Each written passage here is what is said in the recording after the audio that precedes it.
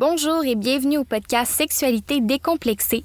Cette semaine, je reçois Kéliane Cusson-Blain, qui est une comédienne, autrice, compositrice, interprète, artiste burlesque et ambassadrice pour Eros et compagnie. Ça a été tellement un bel échange. En fait, moi, je rencontrais Kéliane pour la première fois. Ça a été vraiment un gros coup de cœur. J'ai adoré son ouverture, sa personnalité, toutes les histoires qu'elle m'a racontées. C'était tellement enrichissant. Donc, j'ai vraiment hâte que vous entendiez cet épisode. Donc, voilà, sans plus attendre, bon épisode!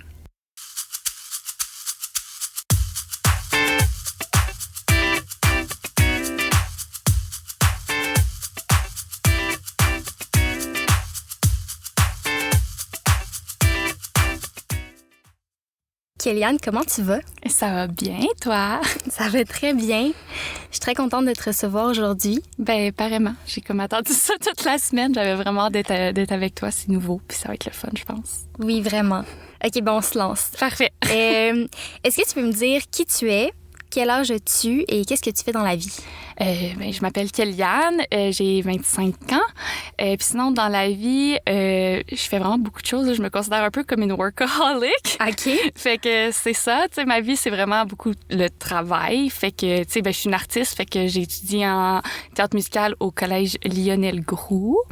Puis sinon, là, présentement, tu sais, je suis sortie de là, puis je fais beaucoup de shows pour enfants, plus au niveau artistique. Sinon, j'enseigne aussi le théâtre musical, le chant et tout. J'ai aussi une job stable, là, comme tout artiste qui débute dans sa carrière, là. Puis sinon, je suis artiste burlesque depuis genre tout récemment. Fait que ça, c'est nouveau, c'est le fun.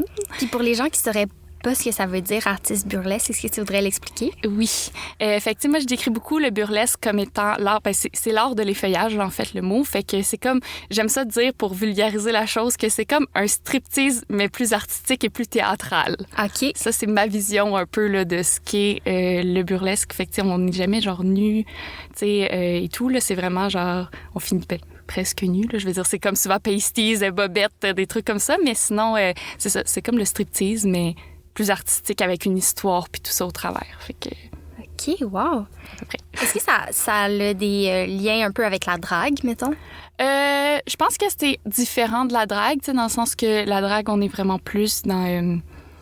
En même temps, je fais pas de la drague, là, fait que je veux pas les mettre dans leur stéréotype ou quoi que ce soit, mais tu sais, la drague vont rester habillés, ils vont être des personnages, ils vont tout ça, tandis que le burlesque, on est vraiment dans, c'est ça, l'art de se déshabiller et tout, tu sais, on va avoir... Puis il y a tellement de différentes choses dans le burlesque. Fait que oui, on peut avoir des choses des fois, parce qu'il y a du boylesque. Il y a des dragues qui font du burlesque, OK. Ce qui est vraiment génial aussi. Là. J'ai vu un show dernièrement. C'est vraiment trippant. Mais sinon, dans le burlesque, on est vraiment plus ça dans l'art du striptease. Puis après ça, de là, je veux dire, il y a plein de manières de faire ton burlesque dans la vie. Tu as des modes plus classiques, tu as des modes plus néo-burlesques qu'ils appellent, là, fait que plus nouveau avec des choses un peu plus outside the box, mettons. OK. Fait que, moi, je me suis dit un peu plus dans le néo-burlesque, puis dans mettre mon art aussi de théâtre musical dans mon univers burlesque. Fait que, oui, c'est génial. pas mal ça. Puis est-ce que...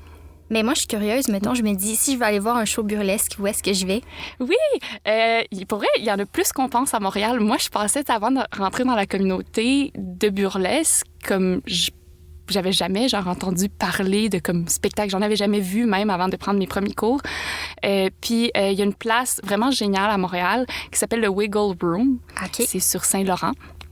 Puis c'est, je dirais, la place la plus renommée. Il y en a plein d'autres, mais c'est la place la plus renommée qui font vraiment, je pense, pratiquement que ça, là, à l'exception près des fois de d'autres petits spectacles, mais qui font majoritairement ça. Puis c'est vraiment nice parce que c'est une place qui est aussi... la propriétaire, c'est une femme. OK. Fait que c'est une place de burlesque gérée par une femme, puis c'est comme le plus gros établissement au Canada. Bref. Ah ouais? Oui, c'est vraiment... Okay. Mais c'est comme une petite place, mais en tout cas, c'est vraiment nice. Jamais un jour, les gens ont la chance d'aller voir un show de burlesque. L'ambiance est le fun, tout est le fun, puis je pense que ça vaut vraiment la peine de voir ça. Puis sinon, il y a des bars là, qui en font. Tu sais, moi, j'ai performé au pub L'Adversaire sur Ontario, je pense. OK, oui. Fait que c'est ça. Fait que j'ai performé aussi dans des plus petits bars, mais oui, c'est vraiment une belle communauté. Puis il y en a plus qu'on pense. Faut juste trouver les endroits. Oui, c'est ça, parce que c'est pas un art dont on entend souvent parler quand même. Non, ben tu sais, je pense que c'est difficile aussi avec la réalité d'aujourd'hui au niveau l'Internet, faire de la pub pour tout ce qui est un peu plus la sexualité, ces choses-là. Fait que tu sais, de vendre un show burlesque est encore moins pire. En même temps, on parlait aussi que je faisais Eros. Je pense que c'est plus facile de faire la promotion d'un show burlesque que, mettons, quand j'ai à faire de la promotion pour les jouets érotiques, mettons. Mais ça peut être des fois aussi un peu contraignant, toutes les contraintes de web qu'on vit, là. Fait que, oui. OK. Très cool. Ben là, vu que tu amènes le sujet, est-ce que tu veux nous dire, fait que dans le fond, tu es ambassadrice pour Eros et compagnie? Oui. Est-ce que tu veux dire en quoi ça consiste? Oui, fait que dans le fond, ma job chez Eros, c'est de faire des présentations à domicile. Fait que moi, je me pointe chez les gens avec genre mes grosses valises de dildo, puis sur une table, j'installe genre mes jouets, puis je passe la soirée à vraiment présenter les jouets. Tu sais, je dirais que mon approche est aussi un petit peu éducative, parce que comme je réalise en faisant ce travail-là, que l'éducation sexuelle est très pauvre. Oui. Puis autant, je veux dire, ma clientèle, c'est des adultes. Puis des fois, j'enseigne des choses qui, pour moi, est dans la base de savoir ça. Puis je me fais dire, j'étais pas au courant de ça. Puis je suis comme, waouh, ça me genre chamboule un peu de savoir que comme des choses aussi simples que de son propre corps, il y a beaucoup de gens qui sont pas au courant. As-tu un exemple? Ben, tu sais, de juste... Moi, j'ai un clitoris 3D. Tu sais, j'ai un clitoris vraiment dans l'entièreté de son clitoris, pas juste la partie externe. Mais tu sais, des fois, juste de me montrer un clitoris ou de l'avoir sur ma table, puis des gens, avant que j'aille le temps de m'y rendre, qui font « c'est quoi ça? » Ah ouais? Oui, puis je suis comme... Ben, OK, on va en parler. Tu sais, fait que des gens qui savent pas que le clitoris, c'est ça, puis c'est plus gros qu'on pense. Je trouve ça... Puis tu sais, même de savoir que les femmes, on a une érection, qu'il n'y a pas juste les hommes qui ont des érections. Je trouve ça quand même, tu sais, troublant de voir que comme on connaît rien. Puis tu sais, même moi, avant quelques années, je savais pas qu'on avait une érection, tu sais. Puis tout ce que ça l'engendrait, tu sais, comme de dire aux gens... Tu sais, quand je dis ça aux gens, puis les gens, ça les surprend, mais une femme, ça peut prendre jusqu'à 20 minutes avant d'avoir une érection complète de son clitoris. Un homme, on s'entend à 5 secondes, ça peut être, ça peut être fait, mais une femme, ça peut prendre jusqu'à 20 minutes. Tu sais, des fois, des relations sexuelles, après 20 minutes, sont finies. Fait que de juste savoir ça, puis de leur permettre de prendre conscience de ça, bien, ça leur permet d'être mieux outillés après, avec aussi les produits qu'on vend, de pouvoir avoir une meilleure sexualité, tu sais. Fait que je le vois un peu, oui, je fais de la vente, je fais de la présentation, mais il y a aussi un petit peu d'éducation sexuelle derrière ça que je trouve vraiment très pertinente là, dans mon travail. Ben oui, absolument. Puis c'est quoi qui t'a amené à vouloir comme, faire ce travail-là? Ben, en fait, c'est une de mes ex parce que c'est ça, je suis pansexuelle, moi, dans la vie. Là, je pense qu'on va en parler plus tard, mais c'est ça, je suis pansexuelle. Puis quand j'ai eu ma première blonde, tu sais, je veux dire, la sexualité féminine, bon, entre deux femmes, on se fait pas tant parler de ça dans la vie. Là. Fait que tu arrives devant une femme, quand t'es une femme, puis t'es comme, OK, ben il y a un certain nombre de choses que je peux penser à faire. Puis surtout, fait que tu regardes ça, puis là, tu fais comme, OK, qu'est-ce que je peux faire? Ben à un moment donné, c'était entre nous deux de faire comme, OK, mais là, c'est beau la routine, là, on est habitué de faire ça, mais on veut faire autre chose, on veut explorer autrement. Fait qu'on a commencé à acheter des jouets, puis on s'est mis à avoir la valise, on l'appelait la valise de sexe, là, qui était rangée dans le garde-robe, puis mes amis venaient chez nous. Puis tu sais, vu que c'était des jouets de femme à femme, des strap-on, des dildos debout, tout ça, c'était comme un peu mystérieux pour les gens. Ils connaissaient pas ça. On entend parler de strap-on, mais...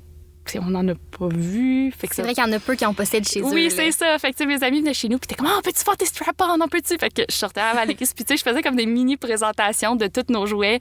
Puis là, mes amis me posaient des questions. Fait que je dirais que de là, à un moment donné, quand j'ai vu que le travail d'ambassadrice existait, j'ai fait comme, ben là, je fais ça gratuit pour tous mes amis. Ils m'ont allé faire un travail, entre guillemets, de ça. Fait que ça m'a pris un bout avant d'embarquer parce que reste que ça demande une certaine implication. Puis comme j'ai dit tantôt, je suis workaholic, fait que je travaille énormément, déjà beaucoup. Fait que ça a pris un bout avant de pouvoir envisager de faire ça. Puis maintenant que j'ai commencé, ça fait 2 ans que je suis avec Eros présentement. Okay. Puis c'est un travail que je fais quand ça me tente. Ah ouais, c'est pas une implication régulière. Non, j'ai pas besoin d'être disponible. Tu sais, je suis comme travailleur autonome. Fait que je travaille, oui, pour Eros, mais j'ai ma petite entreprise à moi. OK. Fait que c'est moi qui gère mon horaire. Fait que, tu sais, moi, j'ai juste à aller j'ai un petit calendrier dans lequel je fais OK, je suis pas disponible telle date, puis on m'en donne pas. Puis sinon, ben on peut m'en donner. Je peux en trouver par moi-même. Il y a ça aussi qui est vraiment le fun parce que les autres sont impliqués aussi dans nous. Fait que c'est pas juste nous qui cherchent pour nos démos. Fait que ça, c'est vraiment le fun. Puis...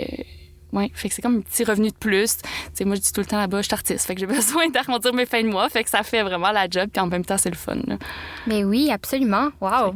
C'est ça. Ça donne envie. Oui, c'est ça. OK. Les gens peuvent m'appeler pour leur démo aussi, C'est bon. OK, bon, passons à la première vraie question. Oui. Est-ce que parler de sexualité, pour toi, c'est tabou ou est-ce que ça l'a déjà été? Je dirais que c'est drôle parce que j'ai pas nécessairement le souvenir que ça a été tabou, mais j'ai le souvenir qu'on n'en parlait pas vraiment. Mm-hmm. Tu sais, mettons, genre avec ma famille, j'ai pas tant le souvenir d'avoir parlé de sexualité très jeune.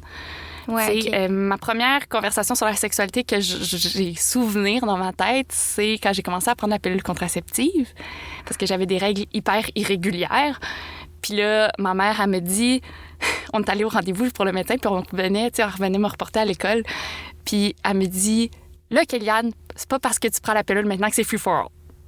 Mais ça a été tout. Quoi?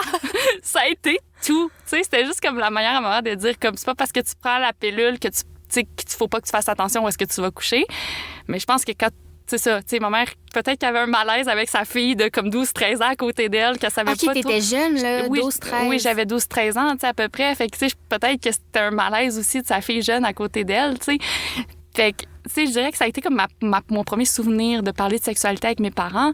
Après ça, en vieillissant, je me rappelle si moi, j'ai 2 frères, tu sais. OK. Fait que je suis la plus jeune de 3. Puis je suis vraiment petite fille à papa, là, genre. Moi, tu sais, mon père était musicien quand j'étais jeune, fait qu'il a pas été beaucoup là pour, comme, voir grandir mes frères, là, je veux dire. Il était là, mais comme... Tu sais, il a été moins présent que, mettons, quand moi, je suis née, il a arrêté la tournée, puis il était plus présent. Fait que, tu sais, j'ai eu une relation plus serrée avec mon père. Puis je me rappelle, en vieillissant, que des fois, il y avait des jokes sexuels qui se faisaient, mettons, quand j'étais rendue au secondaire. Puis là, c'est mes frères qui les faisaient. Puis quand moi, j'embarquais dans la joke sexuelle, des fois, il y avait un petit malaise. Ah, un petit malaise de non. comme... Ah non, mais Kéliane, on dirait que c'est le bébé, on veut pas savoir, t'es pas supposée aller là, tu sais. Fait qu'il y avait ça au départ, à un moment donné. Puis après ça, tu sais, j'ai comme grandi en étant, je pense, la personne dans la famille avec le plus grand, je vais pas dire ouverture d'esprit, parce que je pense que ma famille est quand même très ouverte d'esprit, mais quand même, tu sais, d'aller plus loin dans mon vouloir savoir, tu sais. Mm-hmm. Fait que c'est ça. Fait que je dirais qu'en vieillissant, après ça, quand j'ai commencé à travailler pour Eros, quand j'ai commencé à... Ben, je dirais que oui, quand j'ai commencé pour travailler à Eros, ça a été là où est-ce qu'ils ont comme pas eu le choix, tu sais, d'accepter que... C'est ça, il y a eu ma première blonde, puis après ça, il y a eu Eros. Fait qu'ils ont comme tranquillement fait le chemin vers, OK, Kéliane, c'est correct. Puis après ça, je veux dire, maintenant, il y en a plus. Tu sais, maintenant, j'ai plus aucun tabou avec ma famille. Tu sais, je veux dire, j'ai fait une démo 2 fois à mon frère. C'est vrai? J'y vends ses jouets sexuels. Puis, tu sais, mon père et mon plus grand... Tu sais, moi, je fais beaucoup de vidéos sur Instagram avec mes jouets. Tu sais, je viens du domaine du théâtre musical, puis on a essayé de trouver comment rendre mes réseaux sociaux attrayants, puis quelque chose qui va être ma signature. Fait que j'ai commencé à chanter des tunes populaires avec des dildos, puis changer les paroles, puis m'enregistrer, puis faire des vidéoclips humoristiques. J'adore. Puis mon père, c'est mon plus grand fan, là. Genre, il partage mes vidéos. Moi, ça me fait rire, là. Mon père qui me montre, tu sais, des fois, on est ensemble dans un événement de musique. Puis mon père, ouais, t'as-tu vu le vidéo de ma fille? C'est tellement drôle. Puis c'est moi qui tiens des dildos ou qui enterre des... Tu sais, comme... Fait que je pense que c'est rendu plus ça. Puis, tu sais, même avec ma mère, je pense que j'ai développé, je sais pas à quel âge ça s'est comme développé. J'ai toujours été très proche de ma maman, là. Ma maman, j'ai toujours dit, c'est ma meilleure amie, puis je l'aime d'amour. Puis il y a comme eu un moment où est-ce que le déclic sur les relations sexuelles se sont faits, où est-ce qu'on est devenu très amis.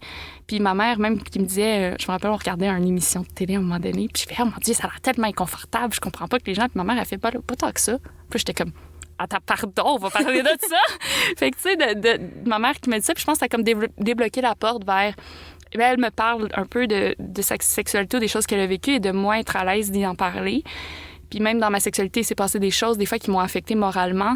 Puis ma mère qui voyait ça, puis qui m'a demandé qu'est-ce qui allait pas, puis de moi de faire, OK, faut que je m'ouvre sur la situation pour lui parler de comment je me sens, puis qu'est-ce qui s'est passé. Puis je pense que j'ai comme découvert une ouverture chez ma mère qui était comme plus grande que ce que je pensais. Fait que ça fait juste qu'aujourd'hui, on a encore une meilleure relation puis encore moins de tabous. T'sais, ma mère est pas friande sur l'utilisation des jouets sexuels, mettons. Elle me dit tout le temps, je serai pas ta cliente. Puis je dis tout le temps, c'est correct, t'es pas obligée. Mais elle m'encourage quand même dans tout ce que je fais, puis ça, c'est beau pour moi. Tu sais, même ils viennent voir mes shows de burlesque. Wow. Puis je veux dire, c'est pas tout le monde qui sera à l'aise de voir sa fille se déshabiller sur une scène, là, tu sais, mais... Fait que ça, puis tu sais, moi, autour de moi, outre ma famille, mais tu sais, mes amis... je suis la personne avec qui, tu sais, tout le monde le sait, si Kéliane est là, c'est pas rare qu'on va se mettre à parler de sexe, tu sais. C'est rarement moi qui l'apporte. Je pense que j'apporte un peu autour de moi le sujet, les gens ont des questions. Fait que j'ai souvent ce rôle-là dans la gang d'amis de on a une question à sujet sexuel, Kéliane est là, on va y poser, tu sais. Puis ça, je me sens choyée quand même d'avoir ce rôle-là parce que je pense que c'est un safe space puis c'est un endroit qui rend les gens comme à l'aise de venir parler. Fait que non, je dirais qu'aujourd'hui, dans ma vie, c'est zéro tabou. Genre, c'est quand même que je suis comme, parlons-en, c'est important. Wow. Ah, c'est tellement une belle histoire. L'évolution, puis... Mais de la manière que tu en parles aussi, j'ai l'impression que ça n'a jamais été tabou pour toi. Là. Peut-être plus pour les gens autour de toi. Mais toi, tu as juste continué d'en parler puis d'assumer tout le temps. Puis ça a même créé une ouverture chez les autres. Fait. Oui, vraiment. Mais non, c'est ça. Puis je pense que c'est ça, j'ai jamais...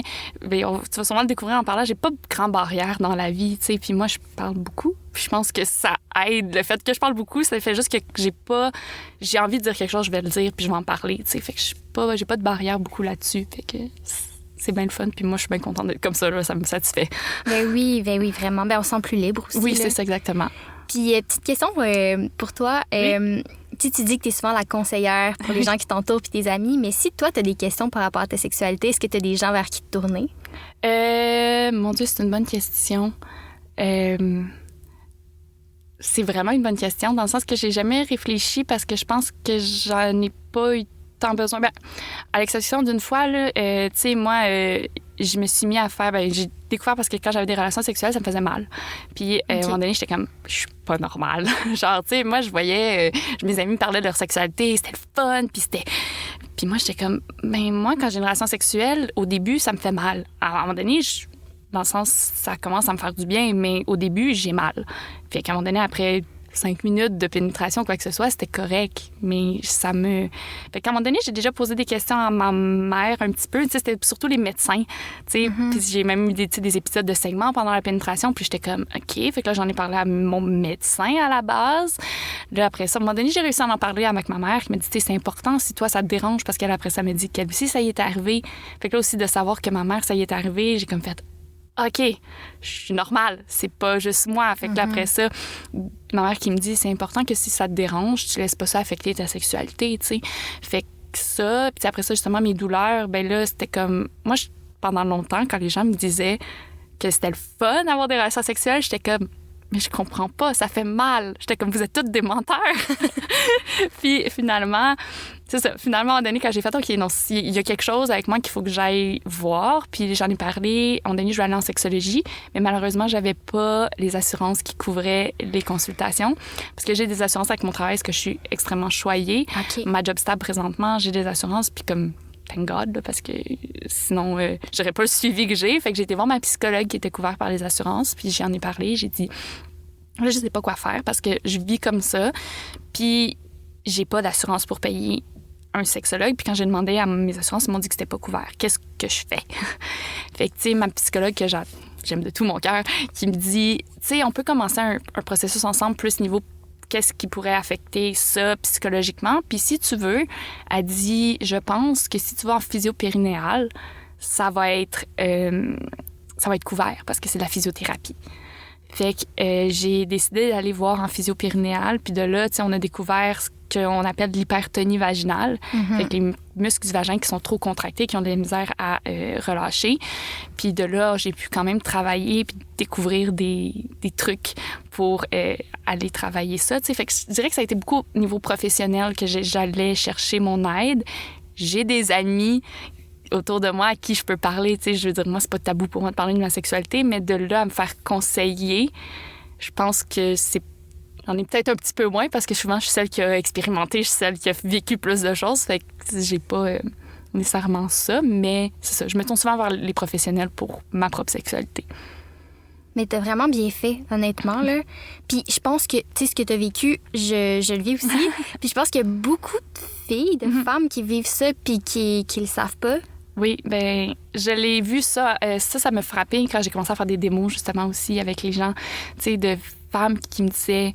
Ah, tu sais, moi, j'ai des douleurs à la pénétration. Puis j'étais comme, OK, t'as-tu déjà envisagé, tu sais, d'aller voir un physio périnéal? Parce que moi, j'ai fait ça, puis pour vrai, c'est le fun, ça fait du bien. Puis comme, tu sais, of course, les exercices font pas nécessairement du bien, mais dans le sens qu'à long terme, ça fait du bien, puis tu te sens plus libre, puis tu sais un peu plus comment gérer ça. Puis aussi, tu sais comment, on dirait, une fois que tu as mis un mot dessus, c'est plus facile d'en parler. Parce que quand je savais pas, je savais pas quoi dire à la personne à part genre, ben, des fois, j'ai mal, tu sais. Mais même encore là, je le disais pas, tu sais. Fait que, mais là, maintenant, de savoir, d'avoir un terme, puis de savoir que c'est une condition qui existe, c'est plus facile. Puis j'ai réalisé ça en parlant à beaucoup de femmes de « Hey, moi, je vis ça. » Puis les femmes font comme « Oh mon Dieu, t'as-tu des trucs? » Puis là, mais moi, en ayant fait de la physio, tu sais, souvent, je vais les référer vers la physio parce que, je veux dire, je suis pas une professionnelle pour l'instant de la sexologie ou même de la physio puis tout ça. Mais je les référais là, puis je faisais « Ben moi, mettons, en attendant, ce que tu peux essayer, c'est ça, parce que moi, ça m'a aidé. » Tu sais, fait que c'est ça. Je me rappelle même plus c'est quoi la question. J'ai peut-être... Non, c'est exactement ça la question. C'est bon. Non, t'as super bien répondu. Ben, c'est même pas une question, c'est plus une réflexion, en fait, là, sur les femmes qui savent pas ce qu'ils vivent par rapport aux douleurs sexuelles. Puis, tu sais, je pense que moi, longtemps, là, tu sais, comme des années, je pensais que c'était juste normal parce que on me disait souvent, beaucoup de femmes autour de moi, tu sais, que ce soit pas nécessairement ma mère, mais même dans nos familles, tu sais, juste des femmes qui disaient, ouais, mais c'est normal, la première fois, ça fait mal. Fait que là, tu fais, ah, OK. Fait que là, tu te dis à un moment donné, ça va passer. Mais c'est ça, ou juste, puis tu sais, tout ce qui est, je sais pas, un doigt ou un tampon, puis ça fait mal. Fait que là, t'es comme, mon Dieu, mais là, comment je vais, tu sais, OK, je suis juste faite comme ça, puis il va falloir que j'aille mal souvent avant, tu sais. Oui. Même moi, encore aujourd'hui, les tampons, là, c'est pas capable. Ça m'angoisse. Fait que je suis comme, préfère juste pas aller là.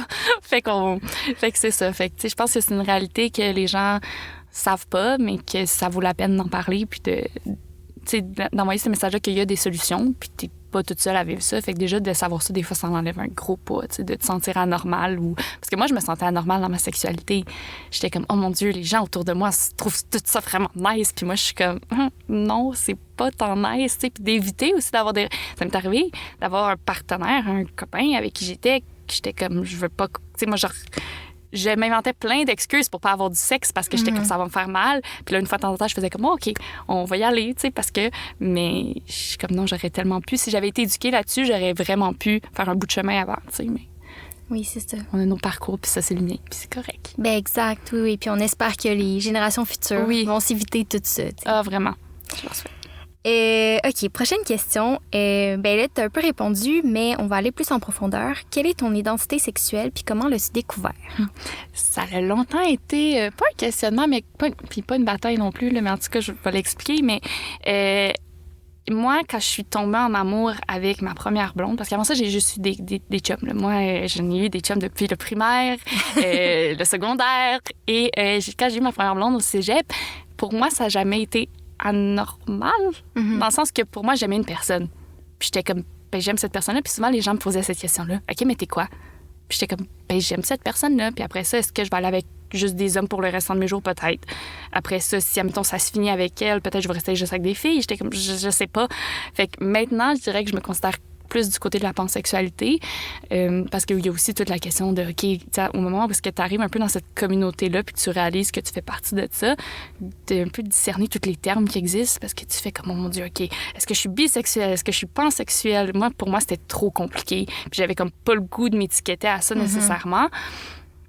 Là, avec le temps, puis la communauté, au final, maintenant, est rendue pour moi très comme profonde, ancrée dans mon cœur, puis je l'aime, puis je trouve vraiment que c'est une belle chose qui existe, puis c'est quand même un côté réconfortant, tu sais, puis peut-être que du fait que j'assumais tellement qui j'étais, puis comme mes préférences sexuelles, j'avais pas besoin de ça, mais tu sais, maintenant, aujourd'hui, je l'accepte, puis j'aime, puis je respecte que il y a des gens qui ont comme besoin de ce réconfort-là, de savoir qu'ils font partie de quelque chose d'autre, tu sais, puis je trouve ça beau. Puis c'est ça. Fait que de me poser la question entre bisexualité et pansexualité, puis à un moment donné, j'ai lu, OK, bisexuel, c'est deux, fait que c'est homme et femme. Puis là, j'ai fait, OK, mais moi, plutôt que j'allais mettre un terme dessus, je suis pas nécessairement intéressée par un homme cisgenre puis une femme cisgenre. Je suis intéressée par la personne avec qui je vais tomber amoureuse. Donc ça inclut des non-binaires, des trans. Fait qu'à un moment donné, je me suis mis à composer, puis j'ai fait, OK, fait que je pense que je me trouve plus du côté de la pansexualité qui inclut tout ça que de juste deux genres, tu sais. Fait que, ouais, mais il n'y a pas eu de déclic, tu sais, j'ai pas nécessairement l'impression d'avoir eu ce... Ça n'a pas été une révélation là, qui t'est apparue. Non. Puis, tu sais, dans le sens que je suis très chanceuse parce que, tu sais, moi, justement, ça n'a pas été une révélation. Puis, j'ai pas eu nécessairement tant de stress non plus par rapport à quand j'ai eu ma première blonde. Puis, mes amis disent tout le temps à quel point c'est étonnant parce que je viens d'une famille qui est religieuse. OK. Je viens d'un background religieux. Tu sais, mes parents sont chrétiens catholiques. Puis, mais encore là, tu sais, moi, c'est ça. Les gens sont comme, mon Dieu, c'est bizarre de faire ce que tu fais aujourd'hui puis te dire que tu viens d'un background. Tu sais, moi, j'ai grandi, j'allais à l'église avec mes parents. Mes parents avaient une chorale. Ah ouais? Tu sais, mes parents, c'est eux qui donnaient les cours d'éducation à la religion, là, que tu allais à l'église pour faire ta confirmation. Puis, tu sais, moi, j'ai vécu là-dedans beaucoup. Puis le monde, ils font souvent comme, ben, OK, mais c'est quand même bizarre que, tu sais, t'es une personne très épanouie pansexuelle, puis tu fais la job que tu fais. Puis moi, pour moi, c'est juste normal parce que mes parents, oui, c'est des gens religieux, mais c'est des gens religieux qui ont une ouverture d'esprit. Puis ça, je trouve ça beau de voir que tu as la possibilité d'avoir cette foi-là puis cette religion-là, mais d'être quand même tolérant. C'est même pas de la tolérance, c'est juste l'ouverture puis de l'amour, tu sais. Puis, tu sais, ça aurait pu me stresser là, d'aller dire à mes parents que... Oui. Ça m'a stressé un petit peu, je vais t'avouer, parce que j'avais entendu autour de moi, à un moment donné, je me rappelle, puis ça m'avait marqué, des gens dire que maintenant, la bisexualité, c'était rendu une mode. Oh, oui, ce discours-là. Ouais, puis j'avais entendu ça autour de moi, fait que j'avais comme pas tant peur de la réaction, plus que de me faire dire que je voulais faire partie de cette mode-là. Fait que j'ai comme... Écoute, j'ai ce souvenir-là dans ma tête, puis ça me fait tellement rire parce que aujourd'hui, je pense, puis je suis comme, voyons que c'était trop pour ce que c'était, là. Mais tu sais, de me rappeler d'asseoir mes parents à la table, de me faire une blonde, ben, en fait, de fréquenter, je pense, si on ne sortait pas ensemble, d'asseoir mes parents à la table, puis faire, OK, ben, je veux vous parler de quelque chose, tu sais. Puis là, mes parents qui font, OK, puis on s'assoit à la table, tu sais, puis je fais, ben, j'ai rencontré une personne. Puis là, ils sont comme, OK, ben, c'est ça, là, fait que je vois cette personne-là, puis ils sont comme, OK, mais tu sais, genre avec un gros point d'interrogation en face de comme, OK, mais... Puis là, je suis comme, ben, c'est une femme. Puis mes parents sont genre... Ma mère qui fait, c'est tout? Puis là, je fais, oui. Elle fait, OK. Elle s'est relevée, elle s'est remise à faire les affaires. J'étais comme, ah, OK. J'ai dit, bon, ben, parfait. Tu sais, je me suis levée, puis ma mère a dit... Puis j'ai trouvé ça beau. Ma mère me dit, est-ce que tu nous aurais assis comme ça si c'était un gars que tu avais rencontré? Tu sais, tes autres chums, t'as jamais fait ça. Est-ce que tu nous l'aurais... Puis j'ai fait, non. Elle a fait, bon, ben, parfait. Puis on a continué la vie comme si de rien n'était. Puis, tu sais, fait que moi, autant c'est ça, autant je sais qu'il y a des familles, tu sais, religieuses qui sont vraiment plus fermées. Moi, je me considère super chanceuse d'avoir grandi avec des parents qui sont, tu sais, qui vivent leur foi puis que je les trouve beaux parce qu'ils sont tellement dévoués puis tout ça. Mais de moi, pouvoir être qui je suis puis mes parents n'ont aucun problème avec ça, tu sais. Fait que, ouais, mais je dirais que j'ai pas eu de révélation non plus de pansexualité à part genre, ah, ben, cette femme-là m'intéresse, je vais aller... mais c'est pas moi qui l'ai abordé, c'est elle, là. Mais tu sais, si ça m'intéresse, ça me fait des avances, ben je vais lui répondre parce que moi aussi, ça m'intéresse, tu sais. Fait que... Wow! Aussi simple que ça. Il n'y a pas eu de gros re-questionnements, de peur, de... Non, c'est beau. ça. Ouais, moi, quand les gens ils me parlent de comment, mon Dieu, puis là, j'ai eu des questionnements, tant de moi, je suis comme... J'ai comme pas la compréhension de ça parce que j'ai pas vécu ça. Moi, c'était normal. J'étais comme... Tu sais, j'ai jamais... C'est ça, même plus jeune. Tu sais, je pense que j'ai sorti avec des gars parce que ça donnait... les gens qui étaient autour de moi. Tu sais, moi, je viens de région. Fait qu'on est un petit cercle, tout le monde se connaît, mais ça donne que les gens pour qui j'avais de l'attirance, c'était des hommes à ce moment-là. Puis, rendu au cégep, tu commences à rencontrer, tu sais, il y a plus de gens, tu découvres les gens. Puis, tu sais, surtout quand tu sors, mettons, justement, des régions. Tu sais, moi, j'étais étudiée à Lyon-Negro, à Sainte-Thérèse. Fait que déjà, là, tu pars de mon petit milieu d'Argenteuil, la Chute, Gore. Moi, je viens de Gore, là, qui est vraiment un drôle de nom de ville, là, mais en tout cas. Puis, OK, attends, t'as dit la Chute? La Chute, oui. OK, oui, je connais la Chute, mais ça, c'est un petit peu à côté? Ouais, ben moi, c'est ça, j'habitais j'allais à l'école, mettons, à la Chute, mais j'habitais à Gore, qui est comme dans le bois à côté de la Chute. OK. C'est ça. Fait que, tu sais, je venais de là. Puis après ça, j'arrive à Sainte-Thérèse, qui est quand même un petit peu plus grand. Ben tu sais, pour les gens en région, c'est une grande ville, là. Oui. Tu sais, c'est proche de Montréal, puis il y a du transport en commun, puis, tu sais... Exactement. Fait que je suis arrivée à Sainte-Thérèse, puis là, j'ai comme fait, OK, il y a plein de gens, puis on dirait que dans un milieu artistique aussi, je pense que, tu sais, il y a plus... Il n'y avait pas tant que ça, moi, à mon école secondaire, en tout cas, pas de souvenirs. J'en ai quelques-unes en tête, mais il n'y avait pas une majorité de personnes bisexuelles ou lesbiennes. Il y en avait, puis c'est le fun. Puis, tu sais, j'avais des beaux modèles, des amis ou quoi que ce soit, mais pas autant que t'en trouves ici. Les gens, je trouve qu'ils sont tellement plus ouverts. Fait que c'est ça. Je pense qu'après ça, ça a juste fait comme, ah, OK, c'est une possibilité. Ah, toi, tu me fais de la vente. Ben, c'est aussi la première fois qu'une fille me faisait des avances. Fait que, c'était ça aussi, de découvrir ça, mais non, pas de barrière ou de questionnement, quoi que ce soit. Juste tomber en amour, puis c'est tout. Wow. T'avais quel âge à ce moment-là? Mon Dieu, j'avais 19 ans, je pense.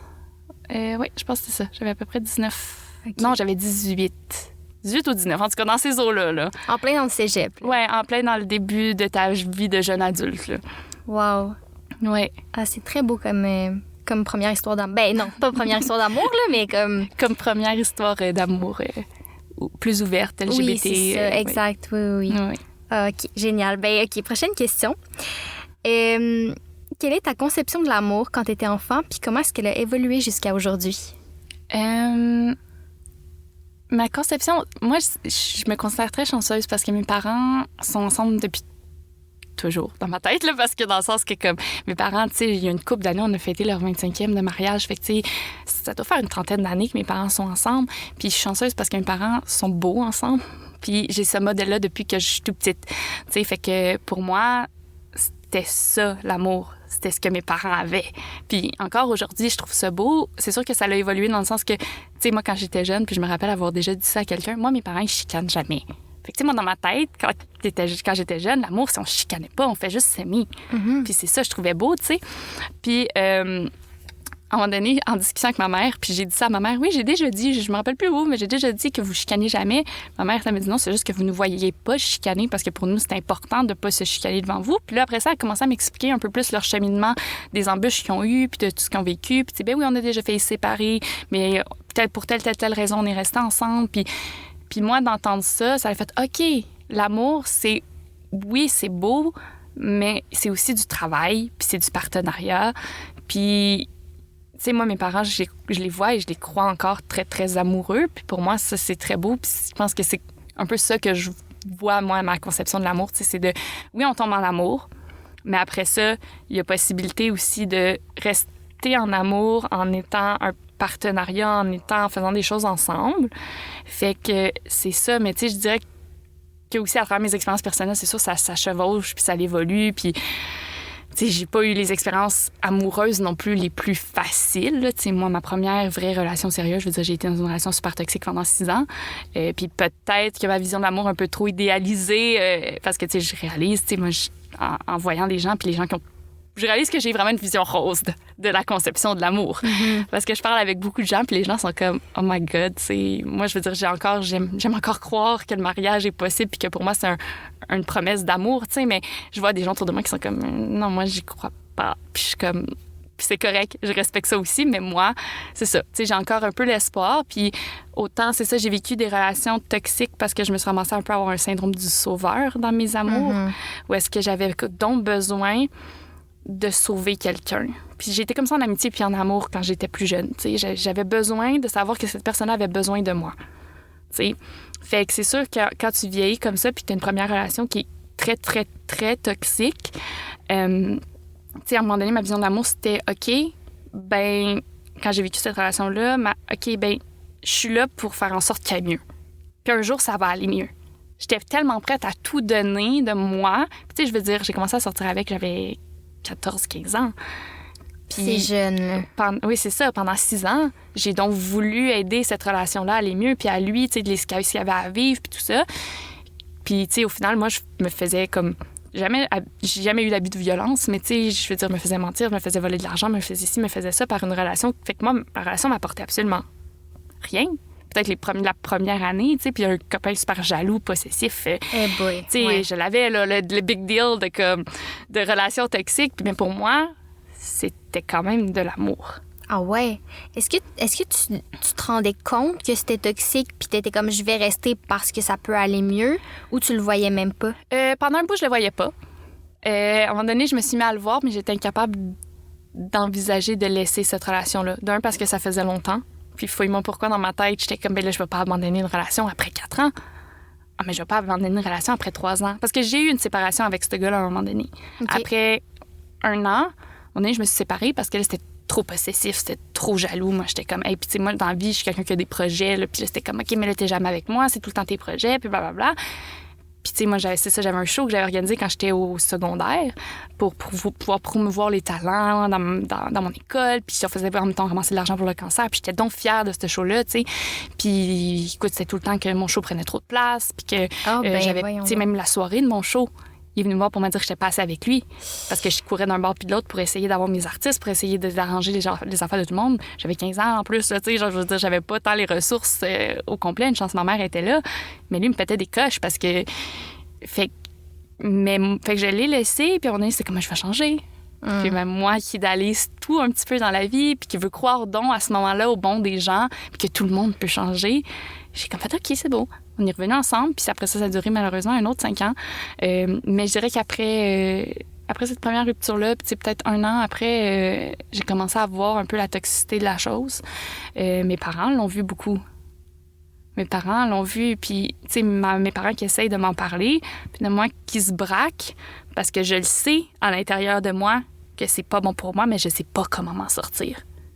Je suis pas capable de le laisser parce que j'ai peur, parce qu'il me donne de l'argent, puis je veux avoir mon argent. De 1. De 2, parce que ça fait donc longtemps qu'on est ensemble, je suis pas juste pour le laisser. De 2, parce que j'ai peur de sa réaction. J'ai peur de la réaction de la famille. J'ai peur de, tu sais, comme de tout ça. De sa famille à lui?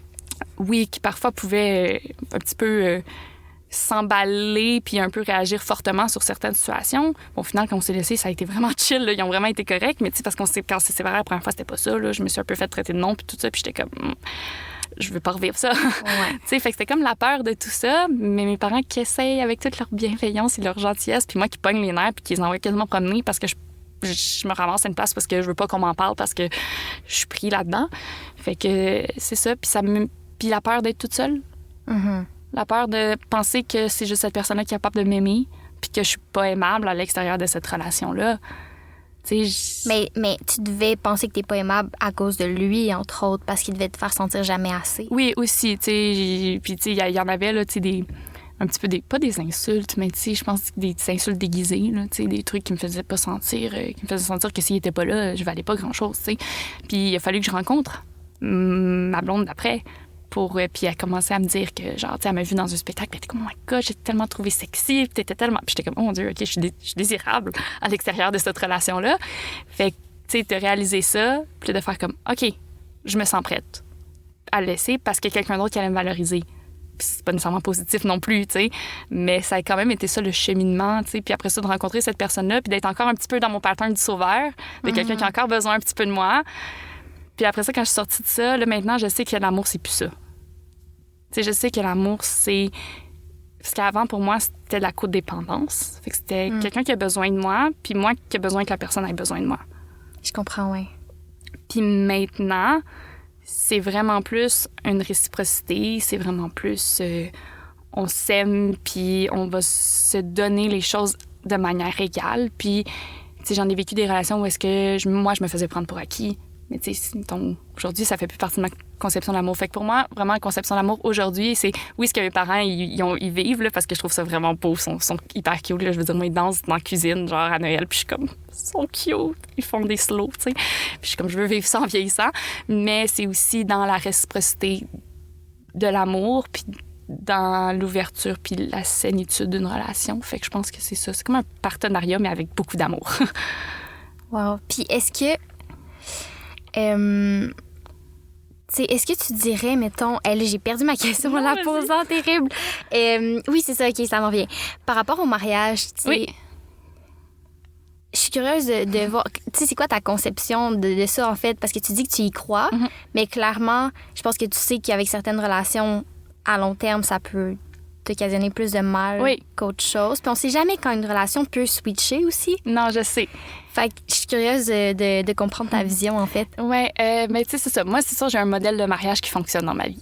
C'est de un. Fait que c'est sûr que peut-être que j'idéalise comme que je pense que je pense pas que toutes les relations peuvent être comme ça, mais j'idéalise qu'un jour, je vais trouver cette relation-là que je vais pouvoir croire qu'elle va durer toute ma vie. Puis je vais avoir cette personne-là qui va vouloir travailler avec moi puis qui va vouloir qu'on soit vraiment un team puis qu'on va continuer à faire tout ce qu'il faut pour que notre relation aille bien. Parce que c'est pas non plus de faire tout ce qu'il faut pour rester dans une relation qui fonctionne pas, tu sais. Ouais. Mais je suis au courant qu'il y a des possibilités plus négatives. Puis, tu sais, même ma mère, c'est drôle parce que quand elle me parlait de quand elle s'est mariée, tu sais, c'était très nouveau les prenups à ce moment-là. Les quoi? Les prenups, genre les contrats avant mariage. OK. Maintenant, ça existe, là. Tu peux faire signer pour dire que comme, tes acquis sont à toi, puis que ses acquis sont à lui, puis tout ça. Mais ma mère, c'était comme tout nouveau quand elle s'est mariée. Puis ma mère a dit, j'étais comme dans un cours, là, où est-ce qu'ils vont pour comme savoir comment ça va se passer, puis tout ça. Puis là, ils se sont mis à parler de contrat de mariage. Ma mère était comme, moi, je me marie pas pour signer un contrat avant le mariage, je veux me marier parce que je fais la promesse que je vais tout faire pour faire fonctionner. Fait que je veux pas penser à si on se sépare, tu sais. Puis je pense que j'ai un petit peu cette vision-là, puis peut-être à défaut. Peut-être que ça va me nuire dans la vie aussi. Mais, tu sais, j'ai cette vision-là de la journée que je vais décider de me marier, c'est parce que j'ai confiance que le partenariat que j'ai est assez solide, qu'on puisse faire en sorte que ça soit beau. Mais c'est peut-être juste des lunettes roses aussi. Fait qu'à voir éventuellement.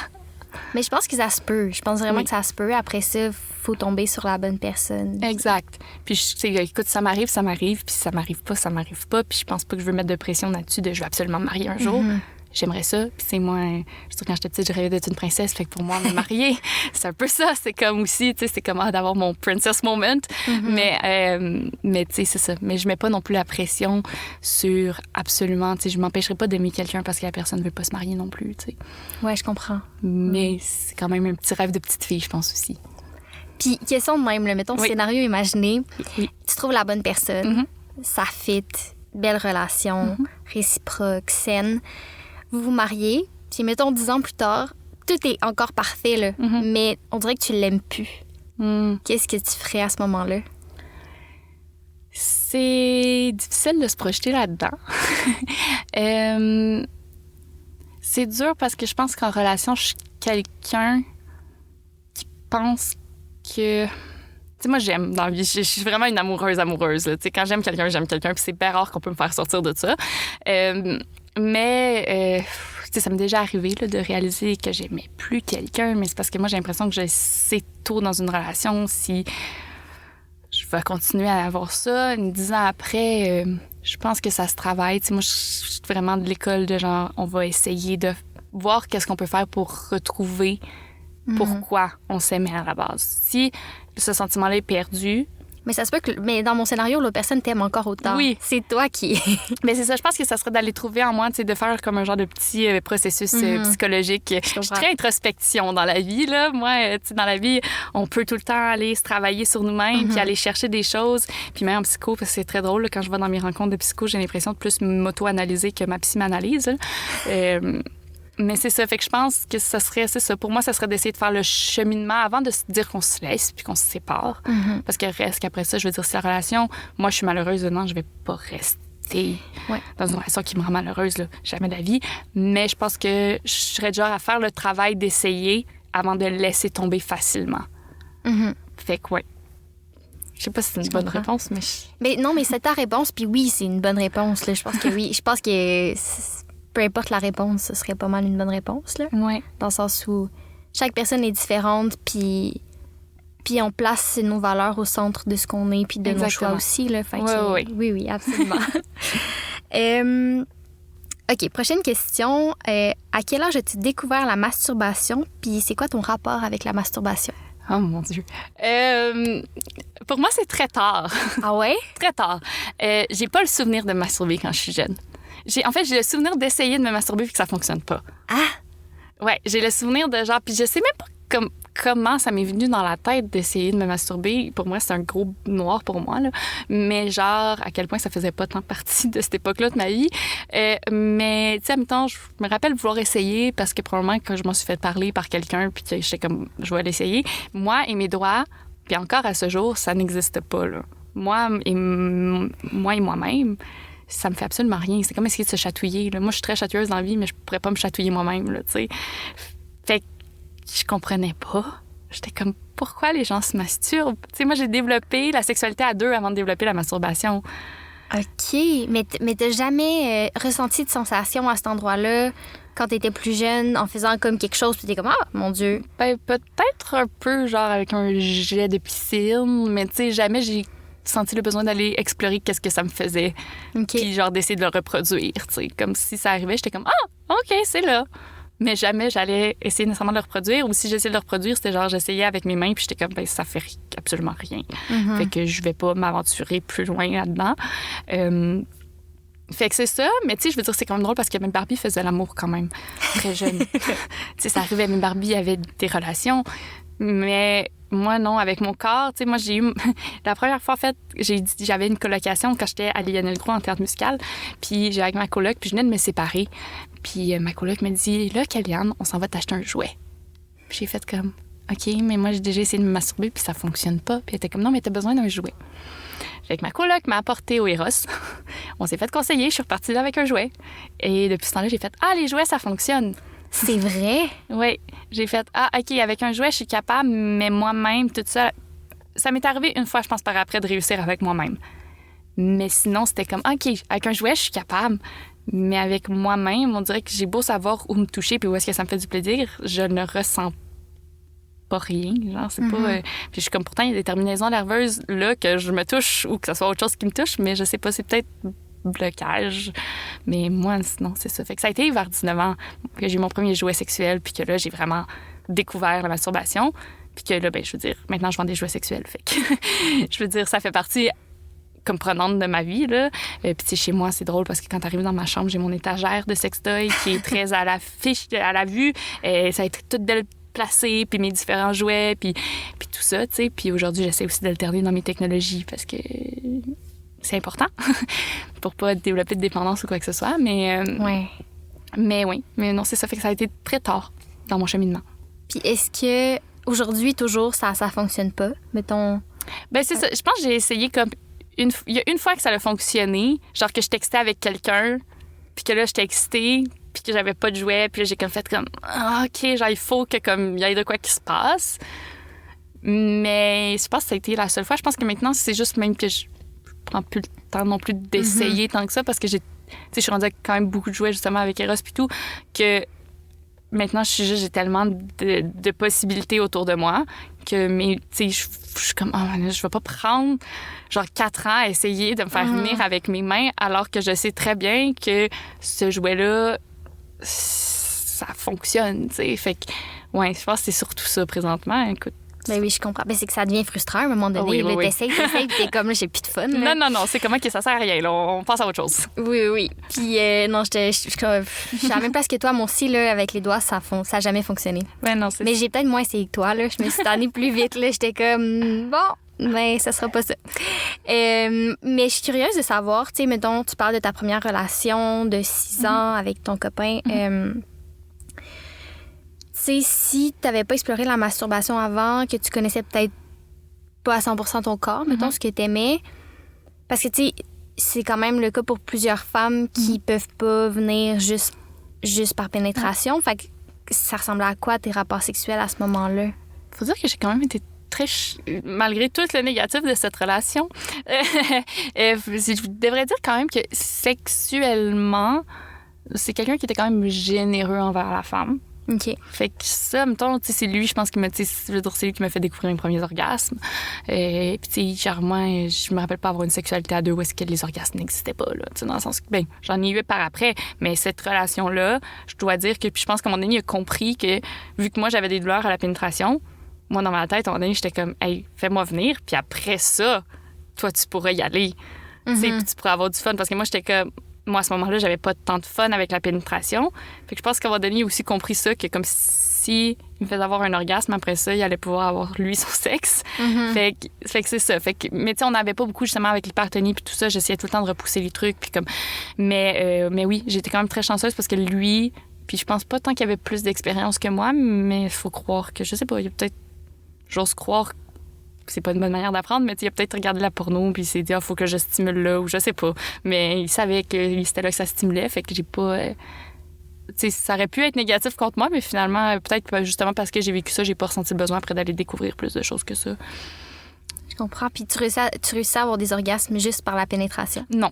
Non.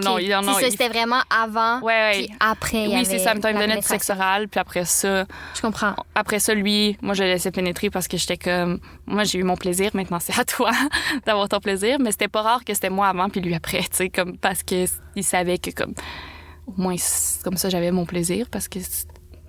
sinon c'était plus difficile, tu sais. Ça te faisait-tu, tu sais, mettons, le fait de venir avant, est-ce que ça te permettait d'avoir moins mal à la pénétration ou t'avais quand même mal? Des fois oui, des fois non. Je dirais que, tu sais, moi c'est ça, ma douleur peut être très variable. Je dirais qu'elle est plus souvent là qu'elle ne l'est pas. Mais, tu sais, c'est ça. Mais moi, je veux dire, lui, il savait pas, puis moi, j'endurais, là, parce que j'avais... Tu lui as jamais dit? Non. Oh non? Non. Oh mon Dieu! Pas ce partenaire-là, non. Ça a pris beaucoup de temps avant que je puisse dire à un partenaire que je vivais ça, là. Parce que pour moi, c'était... J'avais peur de casser le moment. Puis de deux, reste que je suis quand même quelqu'un qui aime beaucoup la sexualité. Puis moi, dans ma tête, j'étais comme, ça va finir par passer. Moi, je me disais, c'est mon problème. Ouais. Tu sais, moi, je disais, moi, c'est ça. Moi, c'était même pas genre que mon corps avait un problème, il fallait que j'essaie de trouver. Moi, je me disais, c'est mon problème, il faut que je reçoive moi-même. Tu sais, puis j'ai beaucoup d'orgueil dans la vie, puis je pense que ça en faisait partie, là, de faire comme, non, regarde, à un moment donné, pendant la relation, ça va finir par arrêter de faire mal. Fait que fais juste endurer le temps que ça fait mal, puis à un moment donné, ça va être correct, tu sais. Wow. Hey, je sais pas comment t'as fait, là. C'est parce que, tu sais, en plus, quand l'autre personne le sait, il peut faire plus attention, prendre ses précautions. Si l'autre le sait pas, ça peut être... Non, c'est ce que j'ai découvert par après, là, avec le dernier partenaire que j'ai eu avant ma blonde que j'ai présentement, avec qui on avait là-dessus. Tu sais, il est comme rentré dans ma vie au moment que j'ai commencé à faire de la physio-périnéale. Fait que ça a comme été un juste milieu parfait parce qu'il savait que je faisais ça, puis là, il savait que ça me faisait mal. Fait que je pouvais juste comme faire... Puis, tu sais, il me le demandait, tu sais, avant de rentrer, puis il rentrait doucement, puis c'était comme, tu sais... C'est-tu correct? Je peux-tu y aller? Puis des fois, je faisais comme, on va y aller tranquillement. Puis là, tu sais, fait qu'on avait cette belle communication-là qu'avant, ce partenaire-là, je savais pas qu'il pouvait exister. Je comprends. Tu sais, fait que, ouais. OK, bon, prochaine question. Est-ce qu'il y a un événement ou une personne qui a changé ta vision de la sexualité ou ta façon de vivre ta sexualité? Ah, tellement. Mais tu sais, dans ma tête, tout ce que j'ai vécu sexuellement, pour moi, a fait évoluer ma sexualité, tu sais. Mais je dirais que j'ai ma première blonde qui a fait beaucoup évoluer mon côté d'ouverture d'esprit au niveau de la sexualité. Puis ça, je suis vraiment reconnaissante pour ça parce que, tu sais, je pense qu'avant, j'étais peut-être justement un petit peu plus fermée, un peu moins ouverte à vivre des expériences dans un couple au niveau sexuel, tu sais. OK. Puis moi, c'est ça, cette partenaire-là, elle me dit à un moment donné, tu sais, elle a réalisé qu'elle avait besoin d'un pénis dans sa vie pour être épanouie sexuellement.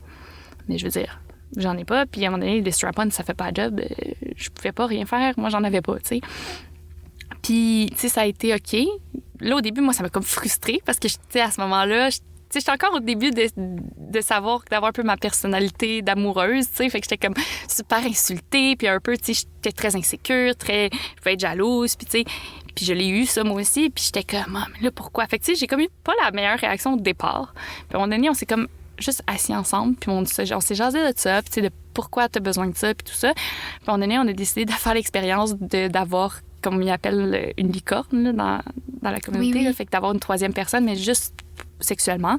Fait que là, ben, ça a été comme tout le cheminement. Puis là, de jaser, OK, toi, c'est quoi tes limites par rapport à ça? Moi, c'est quoi mes limites par rapport à ça? Tu sais, elle aurait été un peu plus libre, moins limitée dans ce qu'elle voulait. Moi, j'étais beaucoup de limites. T'sais, moi, c'était comme, OK, t'sais, moi, je veux pas que ce soit quelqu'un qu'on connaisse. Pour moi, c'était trop malaisant. Après ça, c'était comme, OK, mais là, comment on trouve quelqu'un? Puis moi, j'ai besoin d'avoir une certaine connexion avec une personne en même temps pour avoir un rapport sexuel. Puis là, c'est comment on trouve une personne avec qui on a un rapport, mais qu'on connaît pas. Fait que là, à un moment donné, on s'est inscrit sur Tinder, en couple, ensemble. Avec dans la bio, tu sais, c'est ça qu'on cherchait puis tout. Mais après ça, je veux dire aussi, tu mets deux filles sur Tinder en couple qui cherchent une troisième personne. Il y a beaucoup d'intéressés, mettons. Ouais. Fait que beaucoup de filtrage à faire. Puis elle aurait été, c'est ça, moins sélective dans ce qu'elle voulait. Moi, je suis très difficile. Moi, je suis très difficile, surtout au niveau gars, là. Je sais pas pourquoi. Au niveau filles, je trouve que les femmes, en général, sont vraiment belles. Mais c'est ça, au niveau gars, je suis un peu plus difficile. Rien contre les gars, là, d'ailleurs. Je sais pas qu'ils sont laids, là, mais genre, j'ai juste plus de préférence ou je sais pas. Fait que c'est ça. Fait que finalement, c'est ça. Fait que là, finalement, c'était comme, OK, fait que là, on swipait ensemble. Fait que là, des fois, c'était frustrant pour elle parce que moi, j'étais comme, non. Puis, tu sais, elle était comme, mais lui, il est beau. Puis, j'étais comme, non, ça me tente pas. Fait que c'est ça. Puis, tu sais, je lisais beaucoup les bios aussi, puis tout ça. Fait que j'avais plus de critères. Puis, là, à un moment donné, ben là, quand on matchait, moi, j'avais la règle, puis c'est moi qui l'ai instaurée, la règle de on se rencontre pour souper. Mais genre, pas, il se passera rien. Puis, genre, le gars, il va le savoir, là. Tu sais, on va lui dire, tu viens nous rencontrer, mais il se passera rien. Ce qui est la meilleure idée, là, parce qu'après ça, il n'y a pas d'attente, puis de si ça ne fit pas, ben ciao, bye. Là. Exact, tu sais. Fait que moi, je voulais pas qu'il arrive puis que ce soit juste comme let's go. Moi, j'étais comme non, on va apprendre à le connaître. Je veux savoir qu'est-ce qu'il fait dans la vie, qu'est-ce qu'il aime, comment il est. Puis, tu sais, on a rencontré un premier que ça. C'est ça, comme je disais, pas de critères, elle l'aurait pris. Moi, j'étais comme non. J'étais comme écoute, on l'a passé à soirée super fin, là. Mais tu sais, l'attirance n'est pas là, un peu trop macho pour moi, un peu trop comme. Fait que j'étais comme non. Fait que là, finalement, tu sais, lui, on l'a revu, je pense, quand même après, mais juste comme. Amis, genre. puis après ça, on a comme été chanceux, ça n'a pas pris tant de temps que ça parce qu'à notre deuxième rencontre, on a comme trippé les deux sur la personne qu'on a rencontrée. Puis on le trouvait nice. Puis tu sais, lui, c'est drôle parce que autant on peut voir ça comme une ouverture un peu fermée, mais lui, il n'était pas intéressé à être en couple avec une personne qui était bisexuelle ou pansexuelle. Ça l'insécurisait trop. Mais puis dans sa vie, il n'avait pas nécessairement non plus le temps d'avoir une partenaire. Fait qu'on était comme, bon, ben c'est parfait parce que lui, tout ce qu'il voulait, c'était de la sexualité. Puis nous, on voulait pas se sentir insécure par rapport à la personne qu'on mettait dans notre couple. On savait qu'il y avait pas de chance parce qu'il se voyait pas en couple avec une personne bisexuelle ou pansexuelle.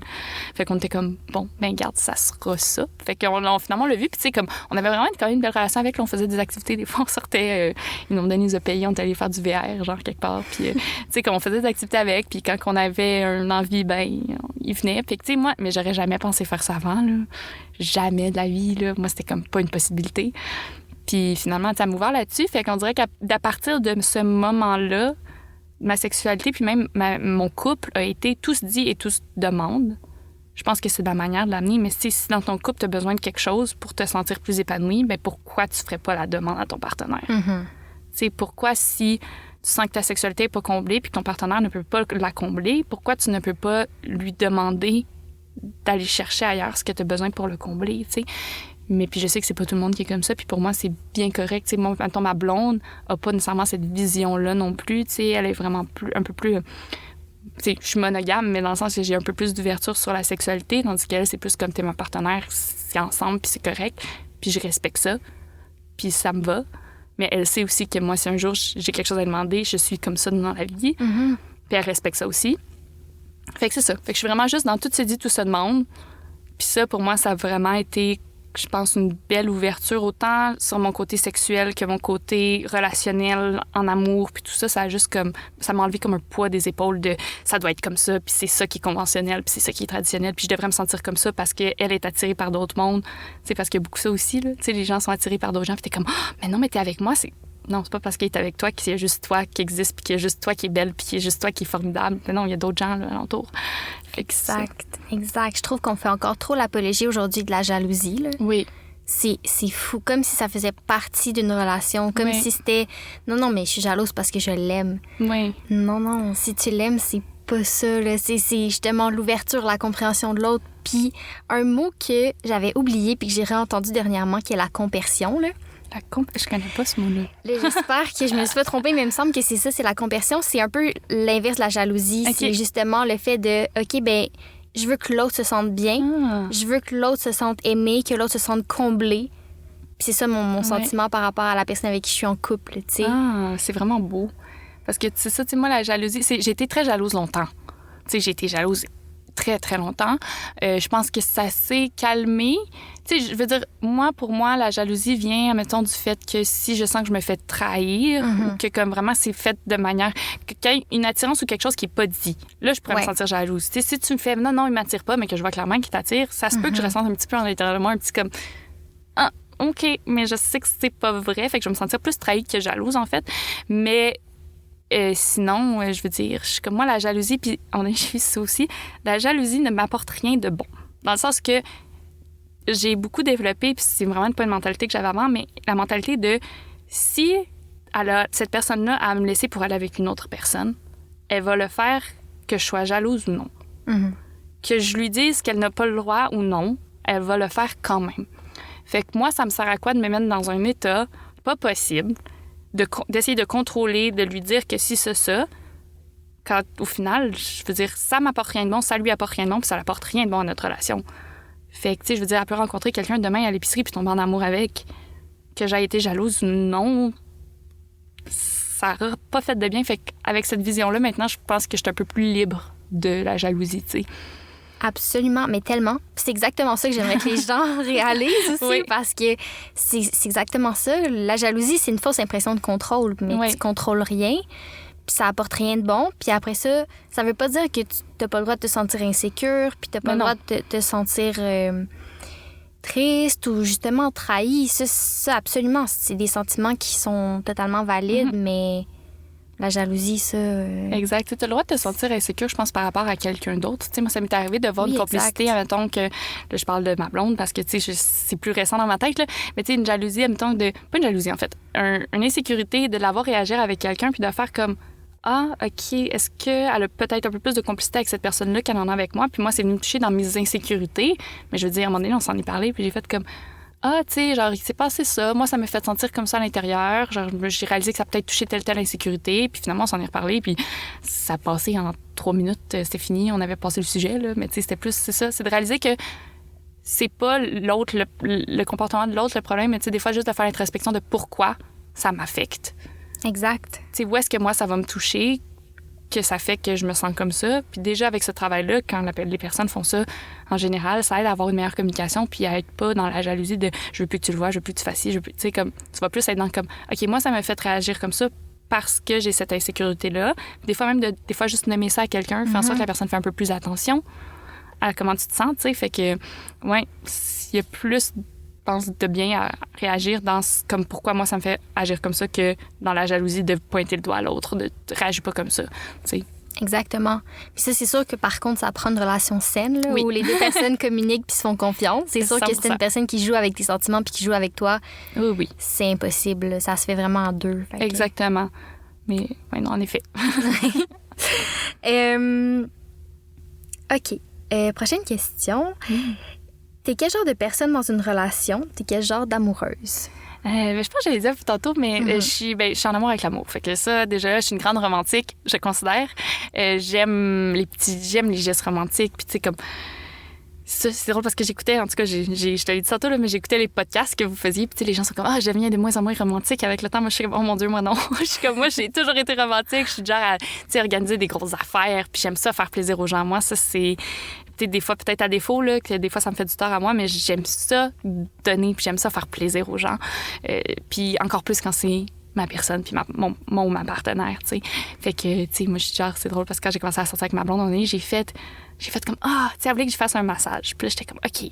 Fait que là, moi, j'ai mis toute une petite ambiance dans ma chambre. J'ai sorti la chandelle à massage. Là, après ça, une fois qu'elle a fini son massage, là, je savais qu'elle allait être un peu huileuse. Fait que là, j'ai fait, OK, attends, repose-toi. Là, j'étais dans la salle de bain. J'ai tamisé les lumières. J'ai fait une douche. J'ai mis sa musique qu'elle aimait. J'ai mis, tu sais, des petites chandelles. Tu sais, comme, puis j'étais comme, OK, ça, c'est l'expérience de spa. Puis là, elle était juste comme, puis elle était pas habituée de vivre ça. Puis elle a juste fait comme, qu'est-ce que j'ai fait pour mériter ça? Puis j'étais comme, ben, rien, c'est juste ma blonde, puis j'ai envie de te faire plaisir. Tu sais, fait que moi, je pense que je suis très dédiée comme ça, très romantique.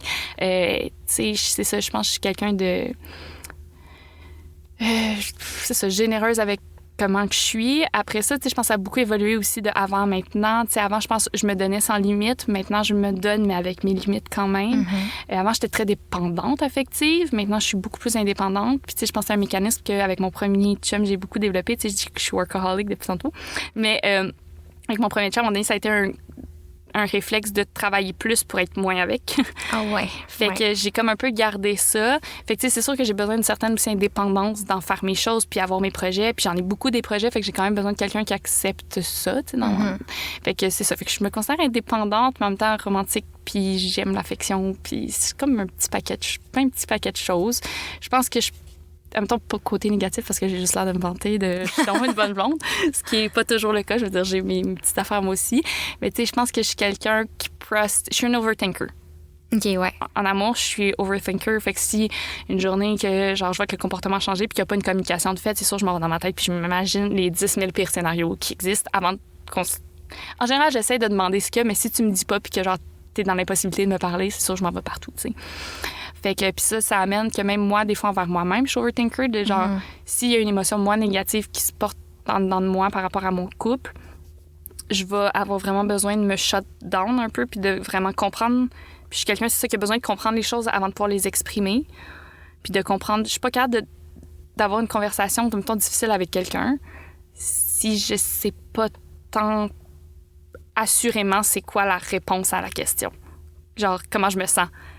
Fait que je suis pas capable de faire « Ah, je me sens comme ça, mais je sais pas pourquoi ou je sais pas si c'est une réponse définitive ou non. » Tu sais, comme je pense en même temps avec mon ex, tu sais, que justement, quand on s'est séparés, j'ai fait... Tu sais, mon ami dit « Je t'ai senti t'éloigner. » Mais c'est parce que j'ai vraiment shut down puis j'avais besoin de savoir, avant même d'y en parler, c'était pas on va essayer de figure out ensemble si on reste ensemble ou non. C'était j'ai besoin, moi, de savoir si je veux rester avec toi ou si...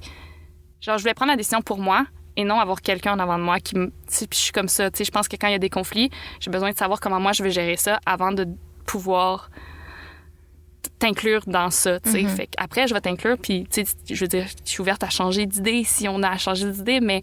J'ai besoin de savoir, moi, où est-ce que j'en suis avec moi-même avant. Fait que, tu sais, ça peut créer des fois une petite froideur, en même temps plus négative dans les chicanes ou les trucs comme ça, mais c'est ça. Je dirais que ça serait pas mal ça, mais sinon, je suis très ouverte d'esprit aussi comme amoureuse, je pense. Okay. C'est quoi la chose la plus romantique que t'as faite par amour? Mon Dieu, la chose la plus romantique que j'ai faite par amour, j'essaie de penser. Faut que j'aille dans ma tête. Mais tu sais, je pense qu'il y en a quelques-unes dans le sens que ils sont tous différentes. Puis tu sais, plus romantique, je veux dire, j'ai jamais fait une grosse géante affaire. Pour mon ex, j'avais rien... Moi, c'est parce que moi, j'adore les surprise parties, là, fait que pour moi, c'est full romantique d'organiser un surprise party, là, mais j'avais organisé comme une grosse fête avec ses amis, mais tu sais, c'est ça, de prendre le temps, en fait, d'y organiser ça pour moi. C'était, tu sais, puis une fête à thématique, genre Harry Potter, parce qu'elle trippait sur Harry Potter. Fait que là, tu sais, j'avais comme tout décoré l'appartement. J'avais, puis on était à ce moment-là au cégep, les deux, là, genre proche de Lionel, là, puis petit appartement, j'avais invité tous ses amis. Puis, tu sais, genre, j'avais fait des petites baguettes avec des baguettes, genre des baguettes chinoises, là. J'avais fait, genre, des baguettes, les gens pigeaient leurs baguettes. J'avais acheté des petits animaux en peluche pour que les gens aillent leur animal de compagnie. J'avais fait demander à ma grand-mère qu'elle tricote des foulards pour avoir une sorting ceremony. Fait que là, genre, tout le monde pige un shooter, puis là, avec la couleur de sa maison. Mon Dieu, bref, wow! Tu sais, de comme, c'est ça. Fait que ça, maintenant, c'est le genre de truc que, pour moi, je fais quand je suis en couple puis que j'aime, tu sais. Mais sinon, tu sais, en plus petit, tu sais, parce que pour moi, il y a aussi du romantisme dans les petites choses, tu sais, comme ma blonde, quand on se fréquentait, c'était sa fête, puis elle partait à Whistler, elle s'en allait à Vancouver pour 5 jours. Puis moi, je partais, quand elle allait revenir, je partais un 5 jours dans un chalet. Fait qu'on était comme 10 jours sans se voir, tu sais. Puis c'était sa fête, ça, quand elle partait. Puis j'ai acheté, je voulais lui donner quelque chose. Puis j'étais comme, c'est comme sa première fête qu'on se voit. Fait que j'avais envie. Fait que j'ai appelé une de ses amies. Puis j'avais acheté des bijoux, là. Genre, j'avais acheté une bague anti-stress avec, bref, plein d'affaires. Mon Dieu, je les parle. Puis j'avais été voir son amie, puis j'ai tout mis dans une petite enveloppe parce que je voulais pas que ça prenne trop de place dans la valise de son amie pour qu'elle accepte de la porter. Puis j'avais écrit une petite lettre, puis j'avais dit, tu y donneras quand vous allez arriver à l'hôtel. Fait que j'y ai donné. Fait que son amie l'a apporté à Whistler. Puis tu sais, ma blonde qui était ma fréquence à l'époque, elle m'a appelée, puis elle était comme, c'est trop cute, j'aurais jamais pensé que t'aurais fait ça. Puis elle était tellement touchée, puis juste de voir la réaction de ce petit geste romantique, entre guillemets, là, ça m'a comme, tu sais, pour moi, c'était beau. Fait que, ouais. Wow. Mais, ouais, on sous-estime le pouvoir de donner, là, dans la vie. C'est tellement puissant. Ah oui. Puis là, je me demande, tu sais, mettons, clairement, si toi, c'est comme ton langage de l'amour, les attentions, tu sais, penser à l'autre. Puis est-ce que toi, t'aimerais recevoir la même chose? Toi, qu'est-ce que toi, t'aimes recevoir? Je suis peut-être pas au même niveau. Tu sais, je m'attends jamais à recevoir au même niveau que je donne. Je m'attends à ce qu'il y ait une réciprocité dans une relation, dans le sens que je sais que tu vas montrer à ta mère que tu m'aimes. Après ça, puis là, je veux pas avoir la superficielle en disant ça, j'aime les petits cadeaux, mais genre pas les gros cadeaux de genre je t'ai acheté une grosse affaire. Genre, tu sais, c'est niaiseux ma blonde, elle sait que j'aime les aéros dans la vie. Enfin, des fois, elle arrive, puis elle me donne une aéro, puis je suis donc contente parce qu'elle a pensé à moi pendant sa journée, puis elle m'a acheté une aéro, genre. Tu sais, le genre de petits trucs comme ça, là, genre des petites attentions, mais de genre, à un moment donné, on a fait de la pâte à sel ensemble, en tout cas, pour Noël. Puis, tu sais, elle faisait sa pâte à sel, puis en faisant son projet qu'elle avait à faire, c'était pour un échange de cadeaux dans ma famille. Il fallait faire une sculpture de la personne qu'on avait pigée.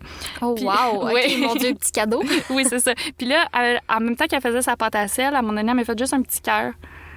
Tu sais, puis elle m'a fait un petit cœur, puis elle a écrit quelque chose dedans. Fait que, tu sais, genre, c'est pas un gros cadeau de genre, je veux dire, tu sais, moi, puis je suis quelqu'un de très indépendante financièrement, fait que quand les gens dépensent pour moi, ça me...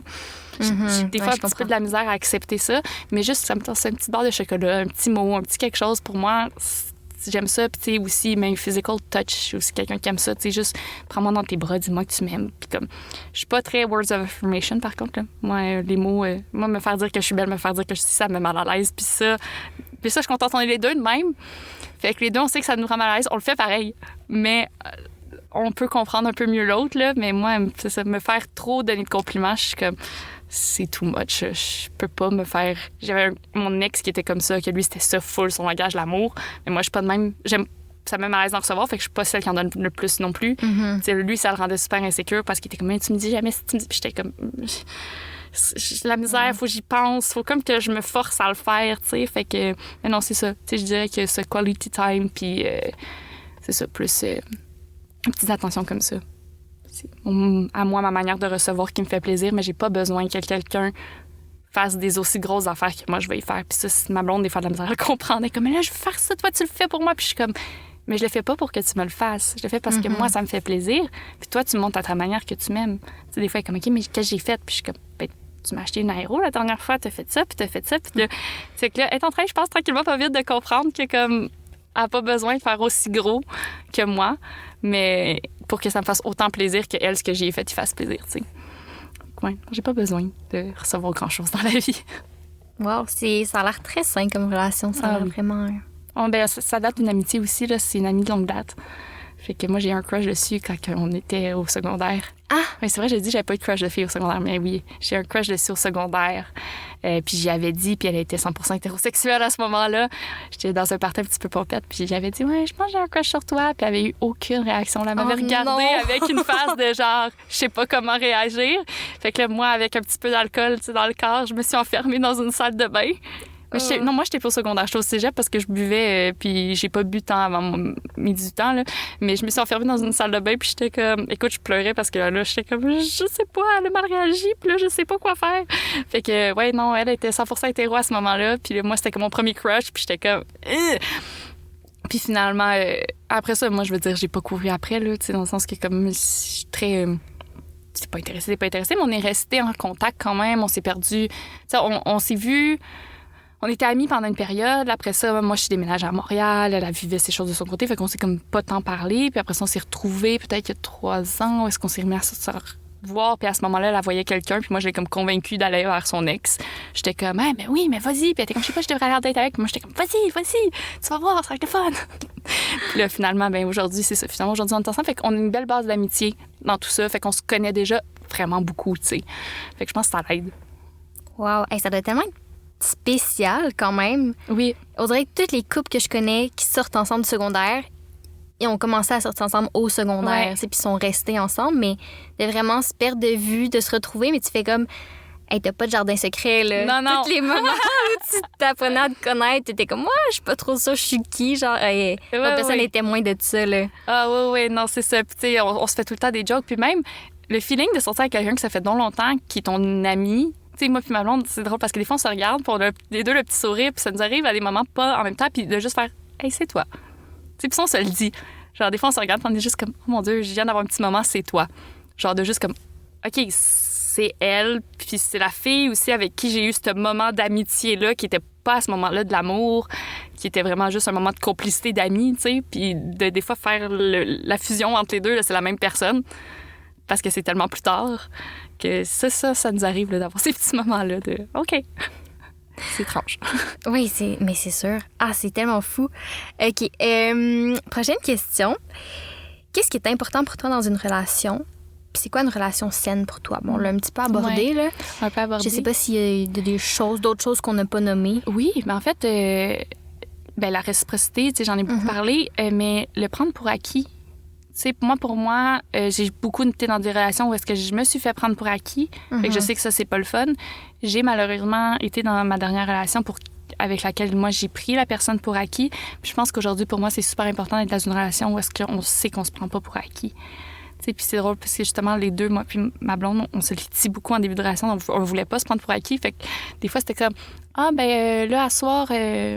on se reste parce que tu sais on allait mettons ensemble dans des trucs de théâtre, tu sais, puis là c'était comment après ça, tu sais, est-ce que on se voit ou est-ce que puis là tu sais une ou l'autre faisait ben oui on se voit, Ah, non, OK, mais je veux pas le prendre pour acquis. Tu sais, genre, on se le répétait souvent au début parce que pour les deux, je pense que c'est super important de pas se prendre pour acquis. Puis c'est quelque chose que je veux vraiment plus appliquer, tu sais, que ce soit là, dans cette relation-là, ou s'il y en a d'autres à venir, tu sais. Je pense, pour moi, c'est sain. Tu sais, de pas se prendre pour acquis, ça fait en sorte que tu continues à faire ce qu'il faut pour que la personne, les raisons pour lesquelles elle tombe en amour avec toi, soient encore là, tu sais.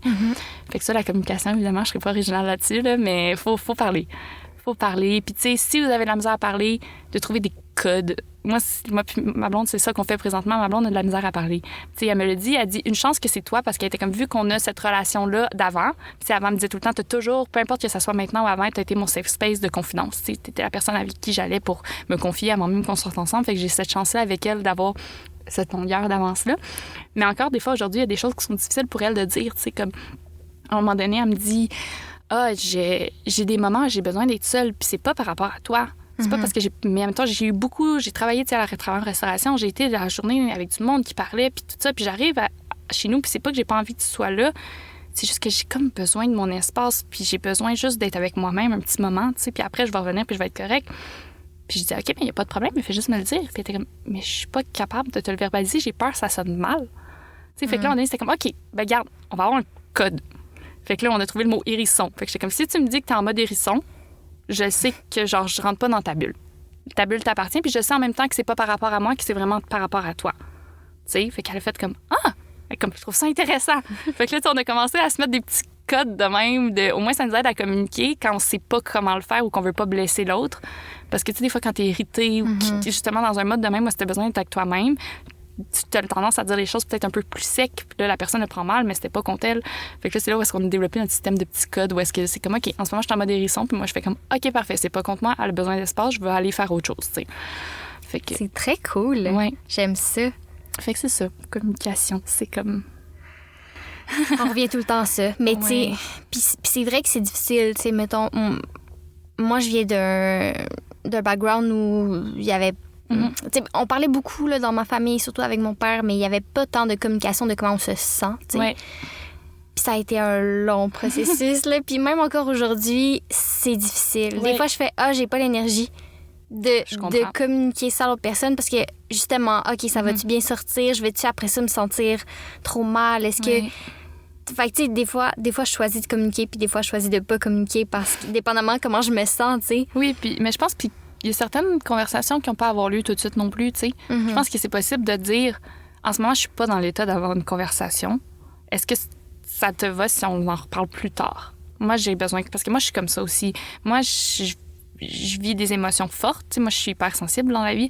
Fait que quand je vis une émotion, je sais que mes réactions physiologiques sont pas justifiées. Tu sais, je vais me mettre à pleurer, je vais me mettre à me sentir tellement angoissée à l'intérieur, puis je peux avoir des grosses réactions pour des petites affaires. Fait que moi, des fois, j'ai juste besoin d'aller m'enfermer dans une chambre puis de pleurer comme si c'était la fin du monde pendant genre 10 minutes. Puis après ça, je vais revenir, puis je vais être full dispose et full bien à te parler parce que je vais avoir dealé avec les émotions qui sont inévitables en dedans de moi. Puis, tu sais, moi, ça m'est arrivé de faire à des gens, écoute, j'ai besoin de temps. Je vais me retirer, je vais aller dealer avec moi-même. Puis après ça, quand je revienne, on va pouvoir se parler. Fait que, tu sais, je pense que des fois, il faut s'autoriser ça aussi. S'autoriser de dire, c'est pas le moment d'en parler maintenant. Puis un peu plus tard, oui, en ce moment, tu es dans l'incompréhension, mais un peu plus tard, tu seras dans la compréhension parce qu'on va s'en reparler, tu sais.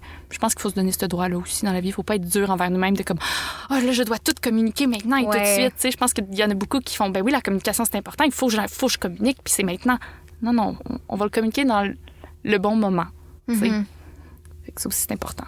Oui, apprendre à savoir, toi, c'est quoi ta manière de communiquer. Oui, absolument. Puis, tu sais, ça va aussi avec le respect, tu sais, dans le sens que la relation, c'est ça, communication, respect, puis, tu sais, tout ça, puis de respecter les limites. Tu sais, si la limite de la personne, c'est de pas communiquer maintenant, puis qu'elle a besoin d'un temps, ben de la laisser faire aussi, tu sais. Oui. Ça peut être plus tough pour les gens qui sont comme non. Moi, je suis pas capable. Moi, il faut que je règle ça maintenant, puis je peux pas, tu sais. Puis, fait que là, c'est de trouver l'équilibre là, dans tout ça. T'sais. Mais ils disent tout le temps qu'il faut que tu suives les limites de la personne la plus lente. C'est vrai? J'ai déjà entendu ça dans un podcast, là. Et puis, ben, là, on parlait pas tout à fait du même sujet, mais moi, c'est resté avec moi dans une relation à deux, tu sais, parce que c'était sur le libertinage que j'avais entendu ça, puis ça m'a vraiment marqué, puis maintenant, dans la vie, je trouve ça super important. Ils disent que dans n'importe quoi dans la vie, t'es mieux de suivre la limite de la personne la plus lente dans la relation. Parce que tu peux pas imposer que la personne aille plus vite à un stade où est-ce que toi, t'es rendu, mais toi, t'es capable de reculer au stade où est-ce qu'elle est rendue pour qu'après ça, vous avanciez peut-être ensemble vers se rapprocher de tes limites, tu sais, mais tu peux pas l'amener, c'est sûr que ça va péter, tu sais. Tandis que toi, tu peux reculer si t'es prête à le faire. C'est vrai, mais c'est brillant, mais oui, Fait que absolument. je pense appliquer ça dans un peu tout, ça peut être pertinent. Ben oui, hey, mais je vais appliquer ça aussi. C'est bien trop vrai. Puis tu sais, la personne qui est comme, si elle est trop impatiente puis ça marche pas à son goût, ben elle peut s'en aller. Oui, c'est ça. Mais il y aura pas de limite qui va avoir été franchie sans le consentement de personne. Exactement. T'sais. Ah, wow. Oui. Très cool. OK, prochaine question. Oui. Quel est ton sens préféré? Oh mon Dieu. J'ai réfléchi longtemps à cette question-là, mon Dieu, parce que ça, quand j'ai écouté un podcast, j'étais comme, mon Dieu, c'est difficile. Tu sais, j'ai dit que j'étais hypersensible. Fait que oui, je suis hypersensible émotionnelle, mais je suis aussi hypersensible sensorielle. OK. Fait que ça fait en sorte que moi, tous les sens peuvent être un petit peu désagréables, mais ils peuvent aussi tous être vraiment nice. Fait que c'est vraiment difficile, mais je pense que j'ai le goût de m'arrêter sur... Il y en a deux qui sont vraiment équivalents, mais je dirais la vue, qui pour moi est super importante. Je suis quelqu'un qui aime voir les choses, je trouve les choses belles, puis les couleurs, je les trouve, tu sais, moi, voir des couleurs, je suis comme, oh mon Dieu, c'est beau, puis c'est juste voir, admettons, ma partenaire, je suis comme, moi, ça m'excite, là, si je peux pas la voir, j'ai pas la même excitation. Fait que, tu sais, j'ai l'impression qu'il y a beaucoup de choses qui passent pour moi par la vue, mais le toucher est aussi super important, tu sais. Je pense que moi, ça va commencer avec, je te vois, puis après ça, j'ai envie de te toucher, puis il y a beaucoup de choses que c'est comme ça, tu sais. Je pense que tu touches ce que tu as envie de voir. Fait qu'au final, je pense que la vue même serait en haut, tu sais. Parce que, tu sais, si tu le vois, souvent, tu vas le toucher parce que tu l'as vu puis tu trouvais que ça avait l'air doux ou que ça avait l'air de... Tu voulais savoir la texture. Fait que je pense que la vue, pour moi, je m'imaginerais pas, genre, pas voir. Je suis comme, ça serait fou. Je serais pas capable, je pense. Oui, fait que si t'avais un à choisir, ce serait la vue. Je pense que oui. Wow, mais ça doit être tellement... C'est pas celui qui est ressorti le plus souvent. Non. Jusqu'à maintenant, mais je trouve ça super intéressant. Ouais. Mais puis les autres sont importants aussi, là, dans le sens que oui, absolument. Mais ouais, j'aime beaucoup voir les choses. Je trouve ça beau. Je trouve que... Puis autant les choses qui sont laides ou qui sont belles, je trouve qu'il y a quelque chose à se poser comme question sur quand tu regardes des choses, puis t'es comme, ah, je trouve ça beau. Pourquoi je trouve ça beau? Puis là, tu te poses des questions, puis ça t'amène à réfléchir, de voir, je trouve. C'est vrai. C'est vrai. Mais tu dois être... Si t'as juste la vue, là, dans tous les sens, tu dois être vraiment dans une espèce de... Tu es tellement distancé par rapport à tout, là. Tu sais, personne peut te toucher, tu peux entendre personne sans rien sentir. Ouais, je comprends. Je comprends. Mais c'est ça. Mais je pense que j'aime aussi, tu sais, moi, c'est drôle parce que souvent dans les parties, je voyage avec la personne qui va être dans un coin puis qui va regarder tout le monde puis essayer d'analyser un peu tout ce qui se passe. Fait que même si je suis pas dans une conversation quelconque, tu sais, fait qu'on dirait que j'ai ce sens d'analyse visuelle-là. Puis, tu sais, moi, ma mémoire passe aussi beaucoup par ma vision. Tu sais, moi, je suis quelqu'un qui a une mémoire, mon Dieu, visuelle. Oui, mémoire visuelle très forte. Fait que de pas pouvoir voir, j'ai l'impression que j'oublierais tellement plus de choses. Genre, tu sais, moi, des souvenirs, des fois, du monde, ils sont comme, mon Dieu, tu te rappelles de ça? Puis je suis comme, oui, parce que dans ma tête, je suis capable de le voir, parce que je l'ai vu. Fait que de pas être capable d'avoir... Je pense, peut-être que ça serait développé, là, que je développerais ma mémoire plus auditive, mais en ce moment, c'est comme pas... C'est impensable pour moi d'imaginer de pas avoir ce sens-là, parce qu'il est tellement pratique pour moi. Mais oui, mais c'est vrai, puis t'apportes un bon point aussi, là. Tu sais, maintenant que j'y pense, c'est vrai que moi aussi, mes souvenirs sont plus... Je les scène dans ma tête, mais je pense que visuellement, je le vois plus que je l'entends. Ouais, c'est ça. C'est fou, hein? Ouais, fait que j'aurais l'impression de me couper un peu de ça, de ma mémoire, puis de comme des choses que pour moi viennent par la vue. Ouais, je comprends. Qui est très cool. Prochaine question. Est-ce que tu es bien en tant que célibataire? Puis est-ce que tu as des patterns en tant que célibataire? Fait que à l'époque où tu l'as été. Oh boy. Moi, j'ai pas été souvent célibataire, faut le dire. Tu sais, genre, j'ai eu des chums au primaire, puis ma mère elle les appelait mes amis spéciales, parce qu'on n'appelait pas ça des chums. C'est ton ami spécial. Fait que j'avais mes amis spéciales au primaire. Après ça, tu sais, au secondaire, quand je suis rentrée au secondaire, j'ai eu un chum pendant 11 mois, genre. Puis après ça, ben quand moi puis lui, on s'est laissés, j'ai eu ma relation de 6 ans. Fait que je veux dire, j'ai pas été longtemps. Oh mon Dieu, OK. Puis tout de suite après, j'ai eu ma blonde. Fait que, tu sais, comme, j'ai pas été avant, comme Je suis tombée célibataire, pour vrai, je devais avoir comme 19, 20 ans. Ah, ça doit être tellement bizarre. Ah, ça a été difficile. Très, très, très difficile. C'était pas le fun au début. Dans le sens, en plus, moi, quand je suis séparée, je venais de finir Lionel Groulx en théâtre musical. Ouais. J'avais peut-être même plus 22. Mais en tout cas, tu sais, je me suis séparée. Puis là, je finissais, puis on habitait comme j'habitais encore avec mon ex, fait que j'avais encore une certaine proximité. Puis après ça, moi, je me suis ramassée pour vrai tout seul quand j'ai déménagé à Montréal. Mais moi, ma famille, ils sont tous à l'autre bout du monde. J'ai pas d'amis à Montréal, j'ai pas de cercle d'amis. Fait que je suis déménagée célibataire pour la première fois de ma vie toute seule à Montréal à l'âge de genre 22 ans. C'était effrayant. Je savais pas quoi faire de mes journées, je savais pas quoi faire de ma vie. J'étais comme, mon Dieu, j'ai aucun passe-temps. J'étais comme, je sais pas quoi. Tu sais, comme, puis je me suis ramassée à ne pas savoir quoi faire. Puis j'appelais ma mère, puis j'étais comme, peux-tu venir souper à la maison? Fait que je partais de Montréal, puis je descendais à Gore, puis j'allais souper, puis je revenais dormir chez nous parce que j'étais toute seule. Puis une chance, j'ai eu ma job après avec lequel j'ai développé le cercle d'amis incroyable que j'ai. Tu sais, mes amis, avec qui je travaille, c'est des amours. Puis comme on est une grosse gang qui se tient très serrée. Tu sais, c'est vraiment, moi, je dis tout le temps, c'est ma deuxième famille. Puis beaucoup, beaucoup d'amour pour eux. Puis une chance, mais tu sais, pendant cette transition-là, j'avoue, est-ce que j'avais jamais été toute seule. Puis j'ai réalisé que, tu sais, je voyais ma psy à ce moment-là aussi. Puis elle me disait, qu'est-ce qui te fait du bien? Puis j'étais comme, ben normalement, je t'aurais dit donner à quelqu'un d'autre, prendre soin de quelqu'un d'autre. Mais là, j'ai personne. Fait que j'ai personne à qui, tu sais, j'habitais tout seul chez nous avec mon chat. Je prenais soin de mon chat, mais il n'y avait pas besoin de grands soins. Fait que j'étais comme, je sais pas quoi faire quand je suis toute seule chez nous parce que j'ai pas développé ça. J'ai pas développé de trouver des choses qui, moi, me tentaient, tu sais. Fait que je me suis mis à me faire une liste de choses que je voulais essayer ou de choses que je voulais faire. Comme des trucs que j'étais comme, peut-être que je le ferai jamais, mais comme j'ai la possibilité de le faire. En ce moment, je suis célibataire. Fait que, tu sais, genre, j'étais comme, j'ai toujours voulu essayer de la boxe. Fait que là, j'étais comme, OK, je vais essayer boxe. Après ça, tu sais, qu'est-ce qui me fait plaisir? OK, mais j'aime ça prendre des bains. OK, fait que là, à un moment donné, c'était rendu comme ma petite tradition quand j'arrivais chez nous le soir. Je me faisais à souper. Puis, tu sais, moi, j'étais pas quelqu'un qui se faisait beaucoup à souper pour moi-même. Je faisais tout le temps à souper, en même temps, pour mes partenaires. Mais me faire à souper pour moi-même, j'allais tout le temps faire, genre, craft dinner. Mais comme pour mes partenaires, je prenais le temps de faire souper. Puis, à un moment donné, j'ai fait, je peux prendre le temps de me faire à souper. Fait que là, c'était de développer ça. OK, je vais prendre le temps de faire à souper pour moi. Fait que là, prendre le temps, m'installer devant un film avec mon verre de vin, puis j'ai le droit de me prendre un verre de vin, je suis toute seule, mais j'ai le droit. Puis après ça, OK, je vais me faire un bon bain avec des chandelles. Fait que tu sais, comme de développer un peu cette espèce de routine-là, d'essayer de prendre soin de moi. Mais ça a été long. Puis, tu sais, je pense que j'ai aussi, à un moment donné, eu le déclic de « Hey, je suis célibataire, je vais profiter pour savoir ce que je veux. Je vais essayer de profiter de ce célibat-là pour savoir... essayer sexuellement des choses, essayer des relations aussi, que je vais donner le droit que ces relations-là ne fonctionnent pas. Mais d'aller voir, OK, si je vais en date avec cette personne-là qui est un comptable, comment ça va se passer? Puis j'ai réalisé qu'au final, les gens qui avaient des jobs 9 à 5, avec quelqu'un comme moi qui travaille tout le temps puis qui est une artiste, souvent, je les intimidais. Comme, tu sais, ça finissait tout le temps avec, je vois pas comment nos modes de vie peuvent fonctionner, tu sais. Puis c'était correct, mais tu sais, d'avoir essayé, puis d'avoir dit, hey, essayons, on sait jamais, tu sais, puis d'essayer des relations aussi différentes. Ça m'a fait beaucoup apprendre aussi sur ce que je veux puis ce que je veux pas en relation, tu sais. Fait que, ouais, ça a été beaucoup ça. Mettons, mon célibat, ça a été une période de recherche, puis tu sais, je disais ça tantôt que j'étais bien introspective dans la vie, mais là, c'était mon gros moment de comment je suis célibataire puis comment je peux être bien célibataire. Puis je pense qu'à la fin de mon célibat, je commence à être vraiment bien avec moi-même. C'est comme découvrir que j'étais bien toute seule, que ça me faisait du bien d'être toute seule, qu'il y avait des choses que je peux faire quand je suis toute seule, puis j'ai pas besoin d'être tout le temps avec quelqu'un puis en train de donner à l'autre, je peux me donner à moi-même. Puis ça, c'est ça. Ça a été un cheminement difficile, très difficile à faire, mais je pense, puis tu sais, je sais pas, peut-être que demain, je me ramasse célibataire puis que je retombe dans mon pattern de genre, j'ai besoin d'être en couple.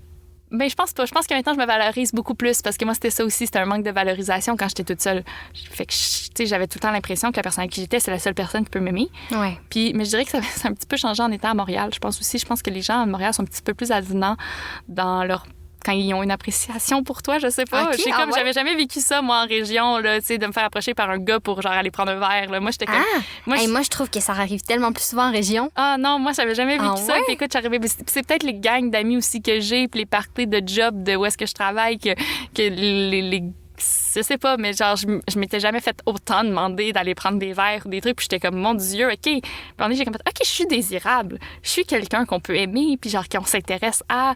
Puis tu sais, moi, je mets un peu d'anxiété sociale dans la vie, ça paraît pas, là. En général, j'en sais comme, quoi? Puis je suis comme, oui. Mais, tu sais, fait que même, genre, pour moi, d'envisager d'approcher quelqu'un pour lui demander, ça m'angoisse. Fait que, tu sais, de me ramasser célibataire, il y a ça aussi, tu sais, mais non, je me suis jamais autant fait demander, genre, d'aller prendre des verres depuis que j'étais à Montréal, puis j'étais comme... Ah, mais c'est peut-être une affaire de confiance aussi, là. Peut-être. Les gens disent souvent que je projette beaucoup de confiance, puis moi, je suis comme... moi, ça me fait tout le temps beaucoup rire à l'intérieur, mais c'est souvent, mettons, les gars avec qui que j'ai daté un peu à Montréal, c'est tout le temps ça. Mais je t'ai vu, t'avais tellement l'air confiante, ça m'a attirée. Puis j'étais comme, mon Dieu, si tu savais toute la petite bébête anxieuse qui se trouve à l'intérieur ici. J'étais comme, c'est pas ça pantoute. Mais ça, ma blonde, elle me le dit tout le temps. Elle dit, mais tu te dégages tellement de confiance. Puis je suis comme, c'est ça. C'est la vision de l'autre, puis notre vision à nous, des fois, n'est pas la même. C'est vrai, absolument.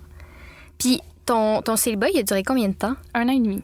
1 an et demi. Fait que ça t'a pris quasiment 1 an et demi pour vraiment commencer à être bien. Mais tu sais, puis là, c'est ça, mes frères ils disent tout le temps que j'ai jamais vraiment été célibataire. Là.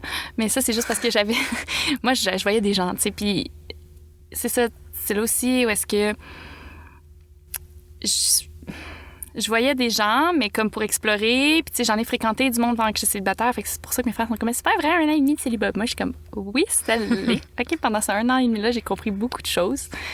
Puis c'est ça. Fait que oui, ça me prend 1 an et demi avant d'être bien. Puis c'est drôle parce que ma coloc m'a beaucoup aidée à travers mon célibat aussi. Parce qu'elle est rentrée dans ma vie quand je suis arrivée à Montréal. Ma coloc, qui est aussi une de mes collègues de travail avec qui je travaille depuis que je suis arrivée à Montréal, elle m'a tellement aidée dans me valoriser moi-même. Ça a été incroyable. Puis c'est drôle parce que c'est genre pas la personne qui a non plus, genre, full estime d'elle-même. Puis à chaque fois, je suis comme, faut que t'écoutes, tes conseils, ils sont bons. Tu sais, j'étais arrivée, puis elle était comme, j'étais tout le temps, mais j'ai peur, en même temps, de ce que l'autre va penser de moi, ou de comme, moi, je suis de même, puis elle était comme, hey, toi, ce trait-là de personnalité, te dérange-tu de toi-même? Non. Bon, ben, si toi, t'aimes ça être comme ça, c'est correct, puis t'as le droit, puis toi, t'es comme ça, puis les autres, c'est apprendre ou non à laisser. Tu sais, il y a des traits que t'as le droit de faire, hey, c'est apprendre ou à laisser, tu sais. Puis moi, je suis comme ça, puis j'étais comme, tu sais, ça, puis aussi, elle m'a dit, on a eu quelque chose de tellement beau. En fait, elle a dit à toute notre gang d'amis, elle était comme, je peux-tu marier mes amis? Elle m'a dit ça. Puis j'étais comme, mais c'est vrai que quand tu as tes amis, tu peux pas te sentir seule. Fait que je pense qu'une fois que j'ai développé cette gang-là, puis ça a pris un bout, c'est parce que. Mais une fois que j'ai eu cette gang-là, après ça, je suis comme, moi, je peux bien être célibataire, j'ai tellement l'entourage que j'ai besoin, que c'est beau, tu sais. Fait que. Absolument, absolument. Il y a tellement de gens qui pensent qu'il faut être en couple pour être justement bien entouré, oui. Mais je veux dire, les amis, là, c'est le plus beau rempart, moi, je trouve. Mais oui, parce que les chums et les blondes, ça s'en va. Mais ça peut s'en aller, en fait. Ça peut pas s'en aller nécessairement, mais ça peut s'en aller. Mais des amis, ça reste. T'sais, absolument. Tes relations avec tes amis, ils restent. Fait que moi, mes amis, je les trouve tellement importants. Là. Puis, comme je dis, c'est comme ma deuxième famille, puis je les aime d'amour. Oui. Oh mon Dieu. Puis... OK, j'avais encore une autre question, puis j'ai oublié. Non, mais oui, c'est ça. Par rapport à être bien seul, oui.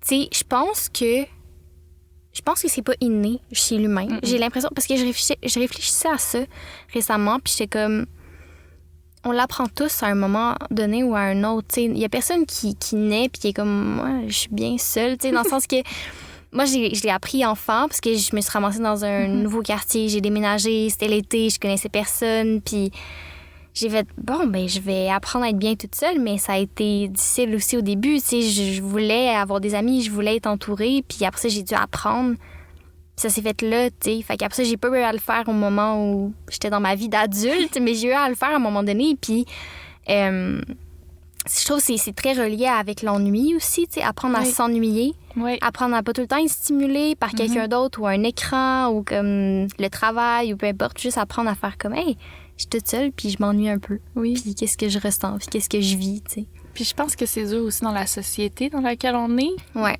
Parce qu'on n'a pas la vision qu'être seule, c'est quelque chose qui à accepter à long terme. Ouais. Tu sais, je veux dire, quelqu'un peut choisir de vouloir être toute seule. Mais c'est rare que c'est ça ce qu'on a autour de nous promouvoit. C'est un mot, en tout cas, bref. On n'a pas la promotion de ça tant que ça, d'être une femme bien célibataire toute seule. On n'a pas ça.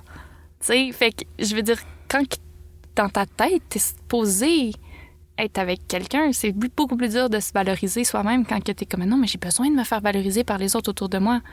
Mais non, c'est comme tu peux être toute seule puis tu peux être bien, c'est correct, tu sais. Fait que ça aussi, je pense qu'il joue beaucoup. Tu sais, autant que c'est ça, faut apprendre à être bien seule, comme tu le dis, mais je pense qu'il y a aussi ça, tu sais, que c'est pas facile parce qu'on n'est pas non plus dans un mindset quand on grandit dans le monde traditionnel, un peu dans le comme plus conservateur qu'il y a. C'est pas non plus quelque chose qui est bien vu, entre guillemets, non plus. Mais c'est vrai, t'as un très bon point. Dans le sens où c'est vrai qu'il y a peu de femmes qu'on voit, mettons, dans les médias qui s'affichent seules puis qui font « moi, je suis bien ». Il y en a de plus en plus, mais à partir d'un certain âge aussi, Oui. tu sais, qui font, moi, j'ai vécu, moi, j'ai aimé, là, ça me tente plus. Puis, Exact. tu sais, mais c'est rarement quelqu'un de plus jeune ou quelqu'un qui est comme, hey, non, moi, je suis bien toute seule, Oui, tu c'est sais. ça. Puis comme, moi, je suis comme ça. J'ai jamais été en couple jusqu'à maintenant. Mais, puis tu sais, je ferme pas la porte, là, ça pourrait arriver, puis tout ça, mais je suis vraiment bien toute seule. Puis ça a pris du temps avant que mon entourage, je sais pas c'est quoi le bon mot, pas l'accepte parce que c'est pas qu'ils ont jamais accepté, mais puis c'est pas non plus, parce que je pense pas qu'ils le comprennent non plus à 100%, fait que je sais pas, tu sais, mais qu'ils comprennent un peu, disons. Ouais. Ils sont là comme ça. Tu sais, c'est longtemps dans ma famille, là, même quand j'étais ado, là, puis jusqu'à mes début vingtaine, j'ai 26 ans, mais comme, je sais pas, 21, 22 ans, tu sais, tu t'es fait un petit chum, puis t'as-tu rencontré quelqu'un, tu vas nous présenter quelqu'un, puis là, je suis comme, non, mais moi, ça m'intéresse pas, puis là, on me le demande plus, tu sais. Ouais. Mais il y a pas de, tu sais, toi, non, c'est ça, tu sais, puis tout le monde est en couple dans ma famille, là, dans le sens où, ben là, je dis ça, comme, pas ma mère en ce moment, mais mettons dans les jeunes générations, mes cousins, cousines, tout ça, tu sais. Mais je me sens pas... tu sais, moi, je suis super bien, là. Puis des fois, je les regarde puis je fais... Ben, ils sont super beaux puis heureux, mais moi, ça va, là. Moi, je les envie pas, tu sais. Fait que ça aussi, tu sais, je pense que ça prend beaucoup de... Pas nécessairement de courage, mais il faut vraiment s'assumer puis faire comme, OK, moi, c'est ça que je suis, puis il faut que les gens le comprennent, puis je vais accepter de répéter plusieurs fois avant que les gens comprennent, tu sais. Mais moi, je trouve ça beau puis inspirant, cette mentalité-là, tu sais. Fait qu'en tout cas, je te félicite de l'avoir parce que même ma collègue dernièrement, à un moment donné, elle me disait, t'es comme, je peux-tu être bien toute seule puis qu'il y a personne qui dise rien, puis je suis comme, hey, pour vrai, totalement. Comme moi, j'ai de la misère à vivre ça, puis pour ça, je trouve ça donc inspirant de voir les autres vivre ça, de voir quelqu'un d'être si bien épanoui toute seule, puis de pas nécessairement, tu sais, je sais pas qu'il y a pas de moment où est-ce que tu fais pas comme, mettons, peut-être qu'en ce moment, j'aimerais ça avoir quelqu'un, mais moi, je suis comme, tu sais, j'essaie d'imaginer à extrêmement long terme avec, genre, personne, puis je suis comme, ça fait quand même peur un petit peu, tu sais. Fait qu'autant je vais être une femme indépendante, autant que c'est ça, je trouve ça beau de voir les gens penser comme ça. Moi, ça m'inspire beaucoup. Non, mais ça en prend des gens comme toi, là, parce que tranquillement. Pour que les gens qui vivent pas ça le comprennent au moins, puis ouais. OK, bon, prochaine question. Si tu amorces une relation sexuelle avec quelqu'un, mais tu prends pas nécessairement du plaisir, est-ce que tu es capable de le communiquer? Puis si oui, de quelle manière? Ça dépend du contexte. Je dirais qu'un one night, tu sais, moi, j'en ai vécu beaucoup, là, relations sexuelles dans le sens avec mes douleurs et tout. Il y en avait beaucoup, là, que genre, c'était difficile. À la base, quand j'étais plus jeune, non, pas du tout. Quand j'étais plus jeune, pas du tout, j'endurais, là. J'étais vraiment en mode, je vais faire semblant, puis à limite, je vais faker parce que je veux que ça finisse.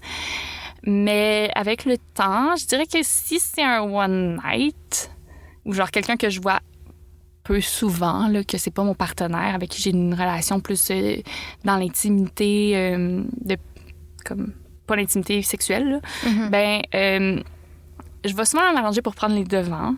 OK. Si je vis quelque chose qui me tente pas ou que je vois que, tu sais, j'ai eu une relation avec un gars qui, comme ça me faisait juste mal, là. J'étais comme, en ce moment, c'est trop intense.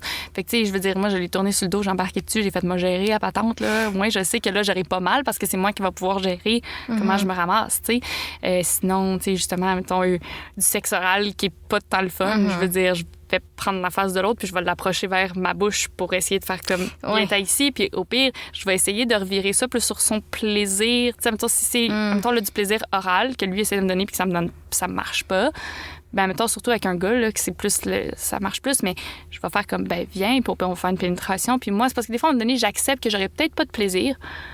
Puis surtout dans une relation comme ça, là, one night, là, j'accepte que des fois, moi, j'aurais peut-être pas de plaisir, mais je peux essayer de prendre plaisir au fait que toi, t'aies du plaisir.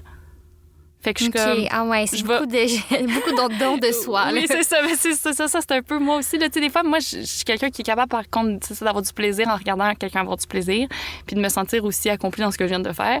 Fait que je suis comme... Au pire, je vais essayer de me trouver du plaisir à genre vouloir te donner. Fait qu'à trouver mon plaisir dans te donner au lieu de trouver mon plaisir dans ce que moi je peux ressentir à ce moment-là. Parce qu'après ça, de toute façon, au pire, on se reverra pas. Fait que je suis comme, au pire, je te rappellerai pas. Ouais. C'est un peu ça qui est arrivé avec le gars à qui on a couché ensemble puis que j'étais comme ça fait bien trop mal, il est bien trop intense. Ben j'ai pas rappelé là. Tu sais, je veux dire on a fini ça puis j'ai trouvé ma manière de me sentir comme mieux moi. C'est pas me sentir brimée ou genre OK en ce moment j'endure, mais plus dans je vais trouver une manière que trouver mon plaisir d'une autre façon, tu sais. Je comprends. Mais avec un partenaire, je pense que ça l'a pas toujours été, mais plus en plus, peut-être pas sur le moment, mais moi, je suis du genre dernièrement à faire des genres de pillow talk, de comme recap de ce qui vient de se passer. OK. Fait que de genre, on est couché, puis c'est un petit moment, c'est qu'on est dans deux, puis tu sais, hey, t'as fait ça, puis c'était le fun, ça j'ai aimé, OK, ouais, ça a peut-être pris un peu plus de temps parce que, tu sais, des fois, on jase d'un peu de ce qu'on a, les expériences qu'on a individuellement pendant la relation aussi. Parce que, tu sais, des fois, t'es dans ta tête en train de te dire quelque chose, mais ça, on se le partage à la fin. Fait que ça, moi, depuis que j'ai l'impression de faire ça, tu sais, dans mes 2 dernières relations, on faisait beaucoup ça. Ben, dans mon ancienne puis dans celle-là, présentement. Puis j'ai comme l'impression que c'est plus facile de communiquer, comme de faire un petit recap après de comment moi je me suis sentie pendant la relation, puis comment, qu'est-ce que, ça c'était le fun, ouais, là, à ce moment-là, mettons, ça a pas fonctionné parce que là, j'ai une crampe dans le jambe, comme, tu sais, comme d'essayer de parler, ou, ouais, ça, t'as fait ça, mais c'est peut-être pas mon genre, tu sais, comme, fait que des fois, c'est pas sur le moment, mais moi, je suis bien dans le reparlons-en après, tu sais.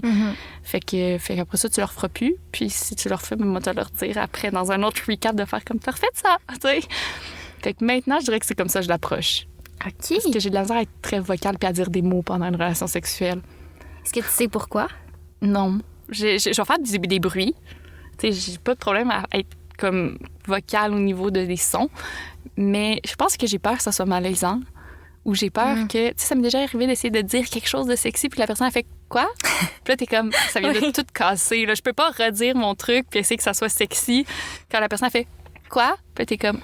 Ouais, ben ça, c'est vraiment le fun. Tu sais, comme, je suis comme... Pour moi, c'est trop de malaise. Fait que je suis comme... Je préfère pas vivre ça. Fait que je préfère juste pas parler parce que j'ai l'impression qu'on est tellement comme ensemble, mais dans notre bulle, puis dans ce qu'on vit, que des fois, je suis comme se parler pendant... Ça arrive, là, tu sais, comme... Je pense que quand t'as une relation plus proche puis que là, tu t'entends comme plus avec la personne avec qui t'es, c'est possible, il y en a qui le font, mais moi, j'ai vraiment de la misère parce que je suis quelqu'un qui aime ça éviter les malaises dans la vie. Je comprends. Est-ce que tu dis, ça m'est déjà arrivé, là? Oui. C'est comme... Mais la personne me proposait de faire quelque chose, puis j'ai vraiment pas entendu, puis j'étais comme « Ah? » Puis là, il répétait, mais j'ai toujours pas entendu. Puis là, oui. Mais tu sais, je sentais que... Tu sais, c'était comme, il attendait un oui ou un non, mais oui. moi, j'étais comme, là, je peux pas m'avoir, faut que je comprenne, là. Et j'ai fait, excuse-moi, je comprends pas ce que tu me dis. Puis là, après la 3e fois, j'ai finalement compris la proposition. Puis là, j'étais comme, OK. Ah, ben, tu sais, comme... Ben, c'est ça. C'est comme un petit moment, un petit comme, hein? Qu'est-ce qui se passe? Mais moi, ça, c'est les moments que j'essaie d'éviter en faisant comme... Bon, on s'en reparlera après. Mais ça peut créer des moments cocasses aussi, tu sais. Oui, ça m'est déjà arrivé aussi, là, tu sais, il se passe de quoi, puis on en rit pendant. Puis c'est comme je te dis, je pense que ça dépend de la complicité aussi que tu as avec la personne. Oui, oui, absolument. C'est ça. Moi, j'ai de la misère parce que je sais que je devrais faire attention, puis comme plus communiquer pendant, je pense que ça pourrait m'éviter des moments... Tu sais, les fois où est-ce que ça m'est arrivé, c'est de dire à quelqu'un, hey, je pense que ça ne fonctionnera pas. Ça, j'ai déjà dit, par contre. Pendant? Ouais. Wow, ça, c'est cool. La personne qui donne du sexe oral, puis qu'elle essaie donc de faire venir, puis moi, des fois, je suis capable de faire...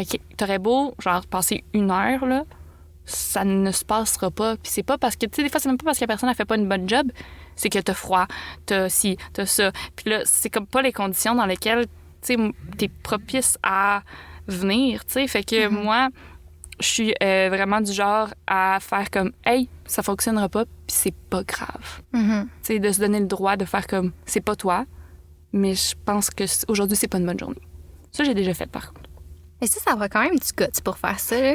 Merci, parce que moi, dans ma tête, c'est quand même normal, mais tu sais, de prendre... Ça prend un bout avant d'être capable de faire ça, là. Mais quand tu l'acceptes, je pense que... Ouais. Je suis pas encore rendue là, mais, mais j'aimerais ça. Ouais. Pour vrai, je vis ça. Mais très cool. Puis je trouve ça le fun aussi, les petites conversations d'après. Oui. De juste prendre un moment puis revenir sur ce qui s'est passé, honnêtement. Puis je trouve que ça fait une belle partie intégrale à la sexualité, tu sais, dans le sens que pour moi, la communication est aussi érotisante que l'acte. C'est de trouver l'érotisme dans les discussions, tu sais, même avant ou après. Tu sais, moi, je suis du genre à dire... te demander, tu sais, moi, j'aime ça faire cette activité-là avec mes partenaires, on s'assoit avec un verre de vin, puis je te donne, admettons, des choses sexuelles à faire, puis tu me dis, admettons, sur 1 à 5, à quel point ça t'intéresse ou à quel point t'aimes ça. Mais moi, ça, c'est un petit aphrodisiaque pour moi. Là. Moi, on fait juste parler de comme, OK, aime-toi te faire attacher sur 1 à 5. La personne est comme, OK, je me suis jamais fait attacher, mais je pense que j'aimerais ça m'intéresse à tant. Puis moi, juste de savoir, d'entendre tes envies, puis d'entendre tout ça. Puis des fois, je trouve ça moins malaisant de faire ça dans ce contexte-là, de faire, moi, ça me tente de faire ça. Non, la personne, elle te pose la question. Fait que moi, ça, c'est ça. Autant communication après qu'avant, ça peut être super érotisant. Là. Ben oui, absolument. Fait que, ouais. Vraiment. OK, prochaine question.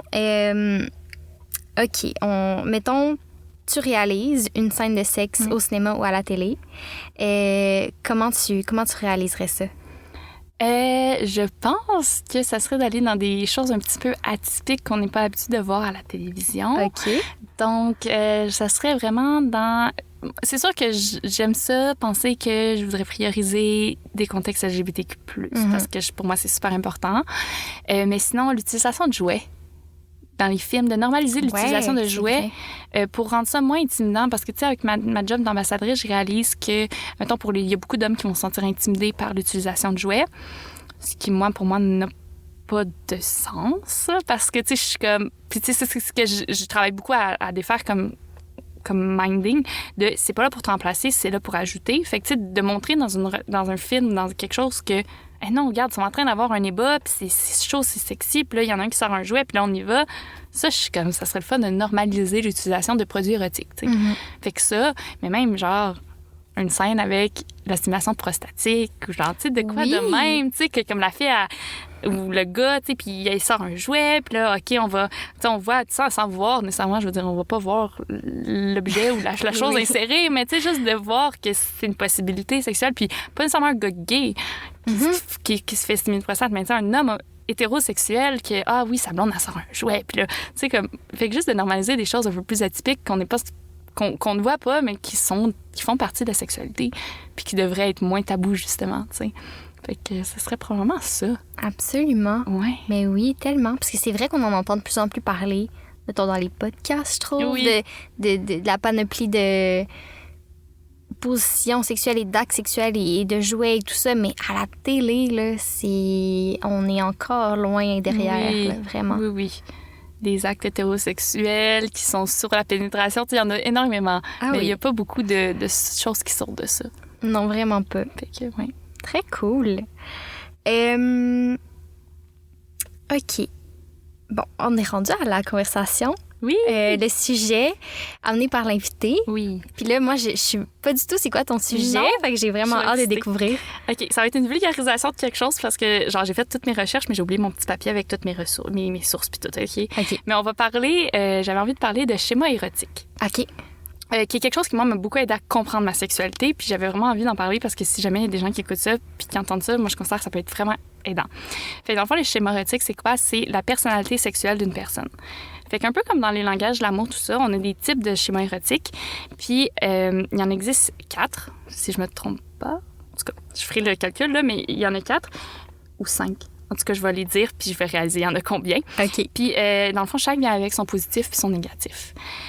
Fait que, tu sais, on a celui un peu plus que je considère de base, là, mais sexuel, qui sont des gens qui vont aimer avoir une sexualité, tu sais, dans le positif d'une personne qui a un schéma érotique sexuel. C'est vraiment quelqu'un qui va être stimulable facilement par des choses, admettons, tu sais, de la pornographie visuelle ou genre, tu sais, des gens qui veulent... Le but premier, c'est d'aller vers l'orgasme. C'est d'aller vers la pénétration, vers l'accomplissement. Fait que c'est pas des gens qui vont passer par 1000 chemins pour se compléter puis tout ça. Mais c'est souvent des gens, mettons, qui vont avoir s'il y a trop de flafla, de préliminaires, de trucs comme ça, ils peuvent se tanner rapidement. Okay. Là, c'est vraiment une grosse vulgarisation super rapide. Deuxièmement, on a les gens sensuels qui ont besoin de beaucoup de toucher, de préliminaires, qui ont besoin là, d'une ambiance, puis tout ça, qui vont aussi être, par contre, les gens, souvent, qui peuvent se faire déranger par, comme, pas l'ambiance idéale, tu sais. Fait que ça, mettons, t'as froid ou des trucs comme ça, ben c'est des gens qui pourraient se laisser plus déranger. OK. Après ça, t'as les gens plus énergétiques, qui sont des gens dans le regard, dans la respiration et tout ça, qui sont des gens, par contre, c'est ça, des gens, mettons, même, ils disent beaucoup que c'est des gens qui vont des fois pouvoir avoir des orgasmes sans se toucher. sais, parce que c'est tellement dans leurs énergies. Comme sextantrique. Ouais, c'est ça, exactement. OK. Tu sais, fait que, qui sont un peu plus comme ça, puis que, par contre, le négatif, c'est que c'est des gens qui peuvent se sentir rapidement overstimulated, genre, fait que, qui peuvent se sentir comme trop, si les touches, puis tout ça, ça peut devenir trop intense. À la suite de ça, on a kinky coquin. Fait que là, ça, c'est les gens qui vont être à la recherche de nouvelles expériences, les gens qui vont vouloir aller essayer des choses comme le BDSM puis toutes ces choses-là. Fait que c'est vraiment des gens qui aiment ça explorer là, dans leur sexualité. Mais le contre de ça, c'est que des fois, c'est des gens qui vont être un petit peu plus gênés, honteux de parler de sexualité parce que c'est pas conventionnel. Fait qu'ils ont des fétiches, mais qui sont pas capables d'aller les dire parce qu'ils veulent pas se faire juger. Fait que des fois, avec les partenaires, ça peut même causer des petites problématiques parce qu'ils vont pas dire ce qu'ils veulent, fait qu'ils se sentiront pas comblés. Puis le 5e, c'est ça, il y en a 5, c'est caméléon. Fait que c'est un schéma érotique qui comprend tout.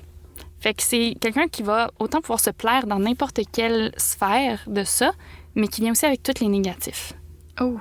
Fait que c'est quelqu'un, justement, qui peut s'adapter plus facilement, mais c'est aussi quelqu'un qui peut se faire déranger par un petit peu plus de choses dans sa sexualité. Puis moi, quand ça s'est sorti, quand j'ai entendu ça dans un podcast, j'ai fait comme « Oh my God, je viens de comprendre tellement de choses » parce que j'ai réalisé que j'étais vraiment plus du côté caméléon. Mais j'étais comme « Pourquoi, genre, des fois, j'ai besoin de ça, puis des fois, c'est donc ça, puis des fois, c'est donc ça. » Puis comme j'ai jamais de balance dans comme ce que j'ai envie, puis c'est tout le temps un petit peu partout. Puis j'ai de la misère à arriver avec un partenaire, puis que le partenaire me comprenne sexuellement parce que c'est tellement changeant. Puis des fois, ça me dérange, puis des fois, ça me dérange pas du tout. Fait que, tu sais, d'arriver, puis de juste avoir un mot là-dessus, puis de comprendre un petit peu de, OK, moi, c'est ça, plus ma personnalité. Puis, tu sais, ils disent tu peux en avoir comme 2 ou plusieurs, là. Tu sais, c'est pas étiqueté à une chose nécessairement. Mais moi, tu vois, ça m'a tellement, juste au moins aider à comprendre, OK, moi, c'est parce que je suis comme ça, puis c'est normal, tu sais, de normaliser, c'est normal que je sois comme ça. Puis il y en a d'autres qui sont comme ça. Puis maintenant, même, ça m'aide à comprendre mes partenaires sexuels. Parce que des fois, c'est vrai, mais oui. De demander, d'expliquer ça, puis la personne, des fois, fait « Ah, tu vois, moi, c'est ça, les préliminaires, tu sais, c'est vraiment important, puis les toucher, puis les petites plumes, puis ces affaires-là, ouais, moi, ça, j'aime vraiment ça. » Puis tu fais comme « OK, toi, c'est ça. » Fait que, tu sais, ça permet aussi de s'adapter mieux aux besoins sexuels de l'autre, puis de pourquoi elle aime ça, puis qu'est-ce que... Fait que moi, ça m'a vraiment aidé à comprendre beaucoup de choses au niveau de la sexualité. Ce concept-là, là, si jamais vous voulez aller le voir sur Internet, c'est sûr, ça va être mieux expliqué que moi, là, mais ouais. Wow, OK. Puis, est-ce que des fois, il y a des gens qui peuvent être des mix de 2? Oui. OK. Ils disent aussi que beaucoup, tu as ton primaire puis tu as ton secondaire. Fait que, tu sais, tu as ton celui qui est comme plus souvent là puis qui marche pas mal tout le temps. Puis tu en as un autre aussi souvent qui est comme proche, que ça fonctionne bien aussi. Tu sais, c'est juste pas ton préféré. Okay. Mais, ouais. Fait que oui, tu peux être un mix là, de différents schémas érotiques. Est-ce que tu penses que les gens plus... Est-ce que tu penses qu'il y a un lien avec l'hypersensibilité puis le fait d'être caméléon? Pas nécessairement. Je pense pas nécessairement. Je pense que moi, ça donne comme ça. Là. Puis peut-être que ça aide pas, là, dans le sens que comme moi, je peux me sentir très vite irritée par le toucher de quelqu'un. Là. Genre, quelqu'un qui me touche puis ça me tente pas, c'est très désagréable. Tu sais, moi, mettons, me faire toucher un mamelon, si je suis pas excitée, en est pas question. Genre, ça m'irrite. Je suis comme, non, tu me toucheras pas, là. Je suis comme, tu peux pas, ça va être trop sensible. Fait que tellement sensible que c'est désagréable, tu sais. Ouais, je comprends. Fait que c'est ça. Moi, il faut un certain, tu sais. Fait que peut-être que ça vient avec... Peut-être que ça vient avec pour moi, mais je pense pas que ce soit nécessairement tout le monde comme ça. Je comprends. Ouais. Ouais. Ah, mais c'est vraiment intéressant. Toi, tu te retrouves-tu un petit peu dans quelque chose? Oui, moi, j'ai oublié le nom, mais le deuxième que tu as nommé, qui est vraiment plus, justement, le toucher. Ouais, sensuel. Le sensuel. Ouais, on prend son temps, puis comme... Ouais, je me retrouve vraiment là-dedans pour l'instant, dans ma sexualité, puis peut-être que... Je veux dire, ça peut évoluer, moi, je pense. Ouais, c'est ça, exactement. Mais ouais, on dirait que... Ouais, j'ai vraiment l'impression que moi, le contact, même la tendresse ou l'échange entre 2 corps, entre 2 personnes... Les préliminaires, le prendre le temps de... Ouais, c'est ça. C'est comme... Ça m'apporte beaucoup. Puis l'orgasme, moi, ça me stresse plus qu'autre chose. Je peux comprendre. Fait que... Mais c'est sûr que j'aimerais ça un jour que ça me stresse plus. Là. Oui, fait que peut-être que je viendrais droit au but. Puis, sexuel. C'est ça. Fait que, mais pour l'instant, tu sais, ouais, ce serait pas mal ça. Ah, mais c'est intéressant. C'est tout le temps, moi, j'aime ça, savoir l'issue des gens. Je suis comme, je veux savoir. Même, tu sais, j'avais demandé à ma blonde, je suis comme, puis, tu te retrouves dans quoi? Mais je pense qu'elle est beaucoup en train en ce moment de. Je pense que c'est dans un changement présentement. Ah ouais? Ouais, je pense parce que, tu sais, c'est ça qu'elle m'a dit. Elle me dit tout le temps qu'avec moi, c'est tellement tout nouveau parce que t'étais comme moi avant, j'étais plus du genre à comme me laisser faire, tu sais. Elle dit, comme j'étais pas celle qui prenait les devants sexuellement. C'est avec moi, c'est tellement l'inverse. C'est souvent elle qui prend les devants, tu sais. OK. Fait que je suis comme... Fait que c'est ça, j'ai l'impression qu'elle est un peu plus dans une phase un peu de changement puis de se redécouvrir dans ce type-là, mais je trouve ça beau puis je trouve ça le fun. Ben oui, vraiment. Ouais. C'est très cool. Puis c'est où que tu as entendu ça, en fait? Moi, j'en ai entendu parler dans un autre podcast, à la base. On peut nommer un autre podcast, il n'y a pas de... Ah, ben pourquoi pas? Ben oui, absolument. OK, c'est ça, dans Sexe oral, en fait, là, le podcast Sexe oral, avec Anne-Marie, au lit avec Anne-Marie. Oui. Si jamais, sinon, si vous voulez pas nécessairement écouter le podcast, mais il y en a un que c'est ça la thématique, mais sinon, sur aussi son Instagram à Anne-Marie, elle en a parlé, fait qu'il doit être quelque part dans son stock, là. Mais ouais, puis moi, pour vrai, je trouvais ça vraiment intéressant puis vraiment nice. Puis ça, avant de venir ici, j'avais fait toute une petite recherche, mais c'était tout écrit sur papier, j'ai oublié la fin. Mais c'est ça, mais c'est vraiment intéressant, là. Puis moi, c'est elle qui en avait parlé, mais je sais que ça part d'une sexologue vraiment plus... c'est comme avec des études puis tout, là, fait que, ouais. Oui, OK, c'est génial. Mais c'est le fun que tu le nommes, parce que, tu vois, j'écoute quand même des épisodes de Sexe oral, mais j'écoute pas tout. Mais non. Mais on apprend tellement de choses dans ce podcast-là. Ouais, vraiment. Fait que non, je trouve ça vraiment bien. Fait que si jamais les gens ont la chance, ça les intéresse. Moi, je trouve que c'est une belle manière de se comprendre puis de comprendre l'autre aussi. Ben oui, absolument. On dirait qu'on devient déjà aussi plus tolérant avec les manières d'être sexuellement des autres quand tu sais ça. Moi, je trouve. Ouais, vraiment. Ouais. OK, ben on est rendu à la dernière question. Oui. Qui est, si toi, tu te ramènes à ton adolescence, qu'est-ce que tu aurais aimé entendre dans le discours ambiant sur la sexualité ou tout ce qui s'y rattache, puis qu'est-ce qui t'a manqué? Je pense que j'aimerais me faire dire que j'ai pas besoin de quelqu'un pour m'aimer et accepter qui je suis. Fait que de pas nécessairement laisser les autres dicter un peu mon amour de moi-même puis de la manière que je suis. Puis peut-être aussi que c'est correct que les choses fonctionnent pas. C'est dans le sens que c'est correct que tu essaies une expérience puis que ça soit pas une expérience qui est 100% positive, dans le sens que tu vas essayer des choses dans la vie puis c'est ça qui va te forger. C'est ça qui va faire en sorte que tu vas évoluer, puis tu vas apprendre. Puis si c'est pas facile tout de suite, c'est correct, tu sais. Puis autant avec la sexualité, c'est comme ça, tu sais, tu vas essayer des choses sexuellement qui te plairont pas, mais c'est pas grave, tu sais. Tu as le droit de pas fonctionner, puis tu as le droit d'avoir une relation sexuelle, puis pendant, tu fais comme « Ah, je voulais essayer ça », puis finalement, tu l'essayes, puis ça fonctionne pas. Puis de se donner le droit d'explorer malgré de pas se laisser comme mettre par la peur de « j'aimerais pas ça », tu sais. Je veux dire, essaie-le, si ça t'intéresse, essaie-le, puis au pire, t'aimes pas ça, puis tu le sauras, tu sais. Fait que c'est ça, c'est un peu de se laisser aller, puis de se donner le droit que les relations fonctionnent pas, se donner le droit que t'explores quelque chose sexuellement, puis que finalement, c'est pas ce que tu t'attendais, puis c'est ça, fait puis de mettre ses limites, beaucoup. Moi, j'aurais vraiment... ça aurait été important pour moi de mettre les limites, de dire non quand ça te tente pas, puis de communiquer les choses, je pense. Ce serait ça, qu'il aurait fallu que je me dise et que je sache quand j'étais jeune. Mais beaucoup de choses, mais des choses tellement essentielles. Ouais. Vraiment. Puis c'est ça, de se faire dire qu'on est assez pour se valider nous-mêmes des fois. Dans tous les aspects de notre vie, puis qu'on n'a pas besoin de tout ce qui est autour de nous. Puis c'est encore dur aujourd'hui, là, je veux dire, je suis pas la meilleure, je dis ça, puis je suis pas la meilleure là-dedans, mais je pense que c'est important d'essayer d'apprendre à se valider soi-même dans tout ce qu'on fait, avant de laisser les autres nous valider, tu sais. Absolument. Puis c'est ça le pire, c'est que c'est à l'adolescence que souvent la confiance est au plus bas. Puis c'est souvent là nos premières relations. Fait que là, on se valorise inévitablement à travers le regard de l'autre. Exactement. Puis ça commence un pattern qui, des fois, se finit pas, là, oui, se perpétue. Très dur à défaire.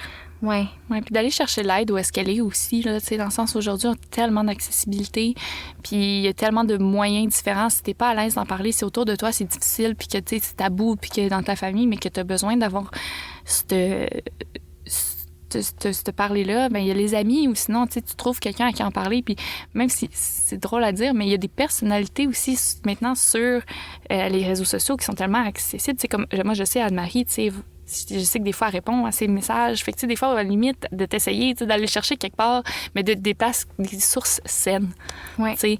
Fait que, ouais, ça, je pense que c'est important aussi. Si t'as pas le soutien chez toi, d'essayer d'aller te trouver, puis de poser des questions, puis de pas essayer des choses qui peuvent te mettre, tu sais, dans une situation peut-être plus dangereuse pour toi, pour ta santé mentale autant que physique, là. Mm-hmm. Fait que, ouais. Très bon conseil.